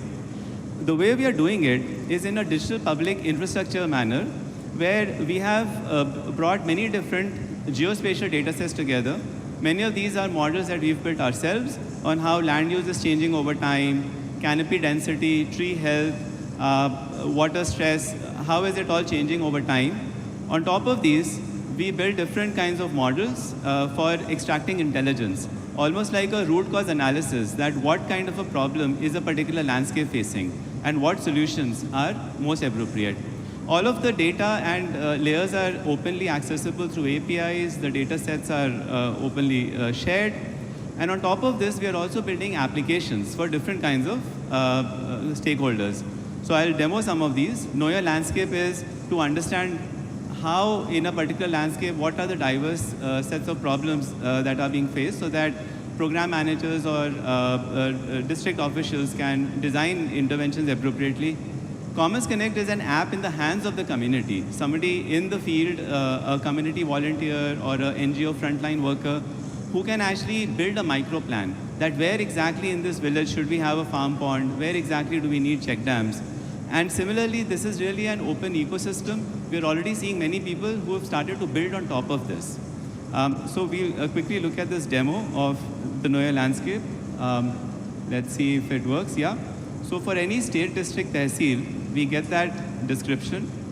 Here, for example, you're seeing a terrain layer which sees which areas are plain areas, which areas are slope.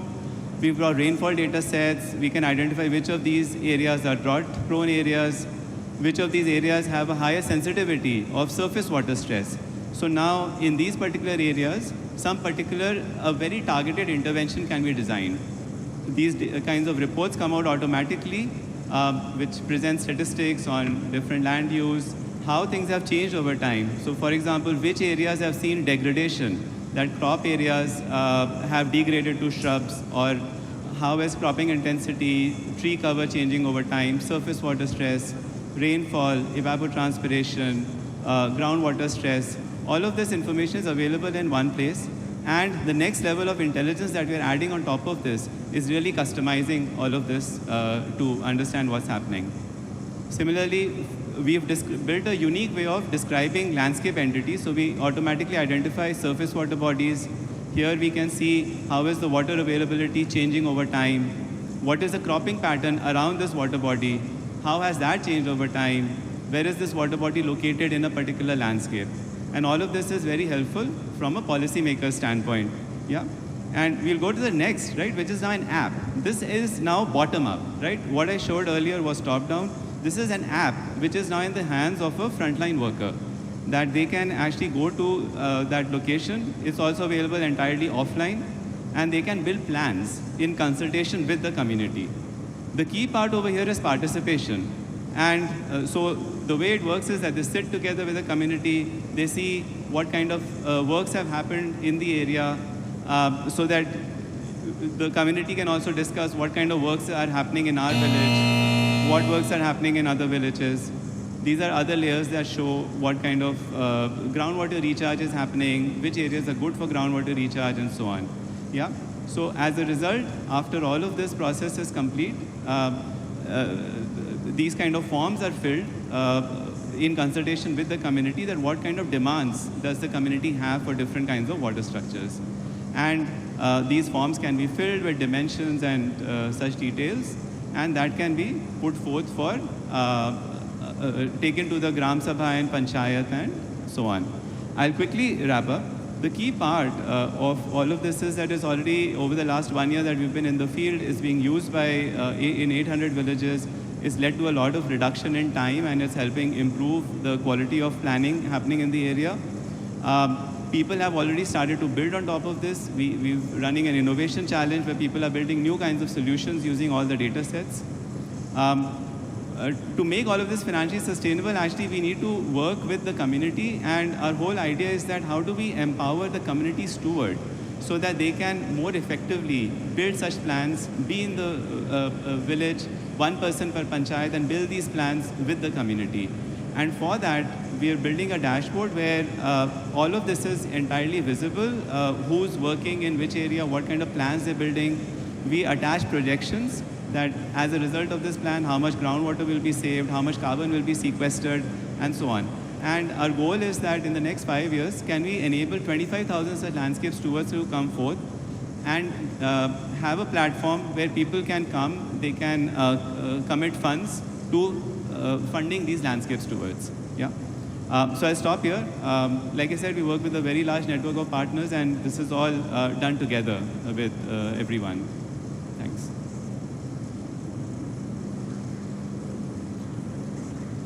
Thank you. You touch upon it in the last slide, but can you tell us a little bit more about the team itself and their areas of expertise and how you think about scaling with partners? So was the question, what are the expertise of the different partners? Yes. So I myself, I'm a faculty at IIT Delhi. I teach in the computer science department. So I bring some of the computer science kind of background in terms of analysis of remote sensing data, satellite data, machine learning, AI, all of that.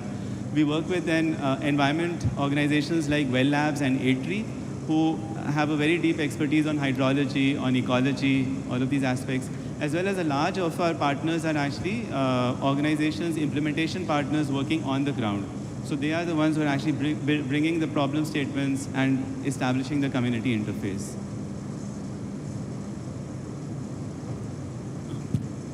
So from your point of view, who are the real beneficiaries of the system that you are developing? Is it government authorities, or is it specific communities? I mean, I was not able to figure that out. Yeah, so in theory, the platform is a digital infrastructure, so anyone can build on top of it. But the key constituent for whom we are building is a landscape steward. So this is a person in the community, a community volunteer or an NGO worker, who can use these tools in consultation and participation with the community to improve the overall resilience of water security, forest restoration. So we're adding more and more domains and modules into our overall stack. And are there a couple of examples that come to your mind in terms of real positive impact or major impact so far? Examples of how they've impact. used it? Yeah. Yes, absolutely. So many of these plans have already been submitted to the Gram Sabha, and they have also been approved further on. So these are largely about, a lot of it is around what's called watershed development, the ridge to valley approaches, that where can we have gully plugs to improve groundwater recharge, and what is the downstream catchment that they would influence. So many of these farm ponds and check dams have already been sanctioned by the government. So that's one kind of a trajectory. Similar up and get it going. We're gradually moving there.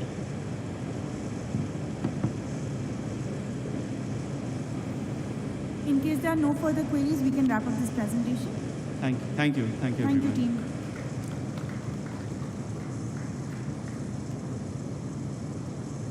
The next presentation is by CarbGem Inc. We welcome you to the stage now, sir.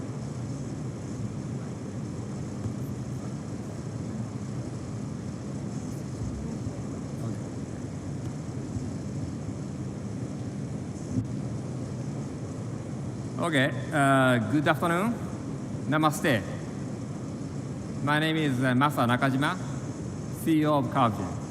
I'm coming from Tokyo, Japan. Now, India is facing one of the world's serious threats around antimicrobial resistance crisis. But root cause is not lack of antibiotics. It is the lack of rapid microbiological interpretation at the primary care settings. That is the problem we are solving.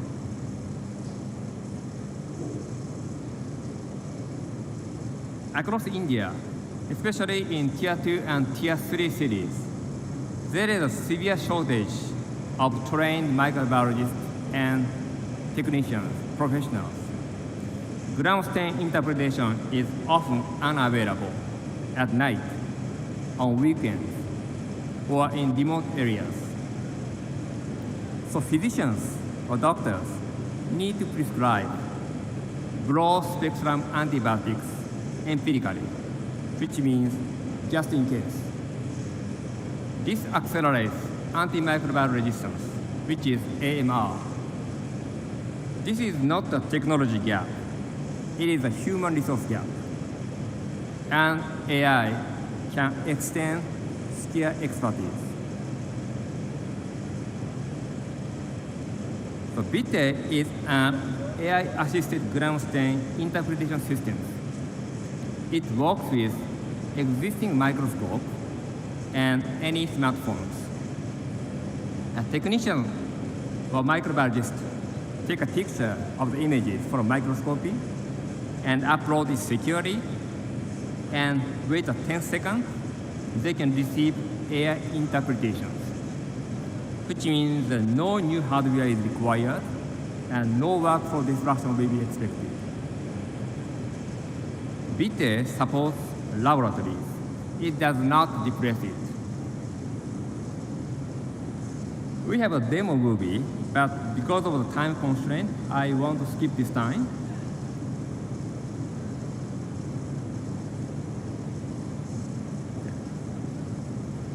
So trust is very much critical in healthcare AI. BITE Urine is approved in Japan as a Class 2 software as a medical device by the PMDA. It was co-developed with leading university hospitals in Japan, and in a peer-reviewed study published in the Journal of Medical Microbiology, BITE demonstrated non-inferior performance test compared to the microbiology specialists. This regulatory and clinical foundation makes BITE deployment ready. Technically, BITE is built for real-world lab conditions. It uses multi-level deep learning to handle polymicrobial samples, variable staining quality, and constrained network environments. It is resource optimized and cloud-based. Importantly, this system is human in the loop. The clinicians and doctors always remain in control. BITE creates measurable impact, the faster preliminary assessment, and better antibiotic targeting, and reduced unnecessary antibiotic use. And our business model is very much simple. This is B2B subscription, which means no upfront capital investment is required and no equipment replacement is required. This makes it highly suitable for district hospital and diagnostic laboratories. Affordable and scalable and sustainable. This is our core philosophy and value propositions. And our expansion strategy is structured. First, PMD approval in Japan. This is already completed. And second, local validation with Indian partners. We are trying to find a good partner in India to roll out this project. That is why I came here this time. So I am very happy, very open to find any proposal to work together. And third, integration into digital health ecosystems. And finally, targeted deployment in Tier 2 and Tier 3 cities. We are supported by MEDI, EMEDO, and JETRO, and MEJ for global expansion. So we are trying to by using BITTE, democratize microbiological expertise. So our AI should not replace specialists, but it should extend their capabilities and push beyond their limits. That is our vision. Thank you very much for listening today.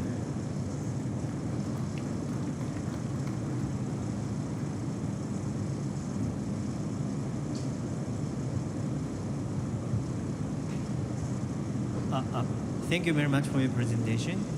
Can you explain a little bit more about deployment record in Japan or some other countries? Okay, yes, a very good question. We got approval from the Japan PMDA around a year ago, and we already deployed more than 25 hospitals in Japan, and we are working with top-tier hospitals in Indonesia and Vietnam to test and validate our AI. So next target should be in India.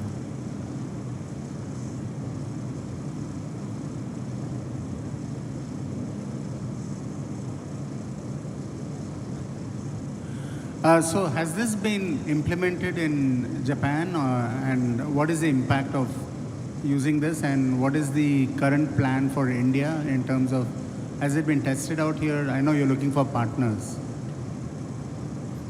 Yes, actually we're trying to find a good partner, how to roll out, how to localize these products.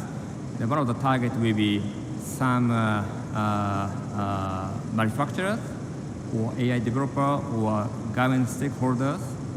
So, but still we are not under the investigation.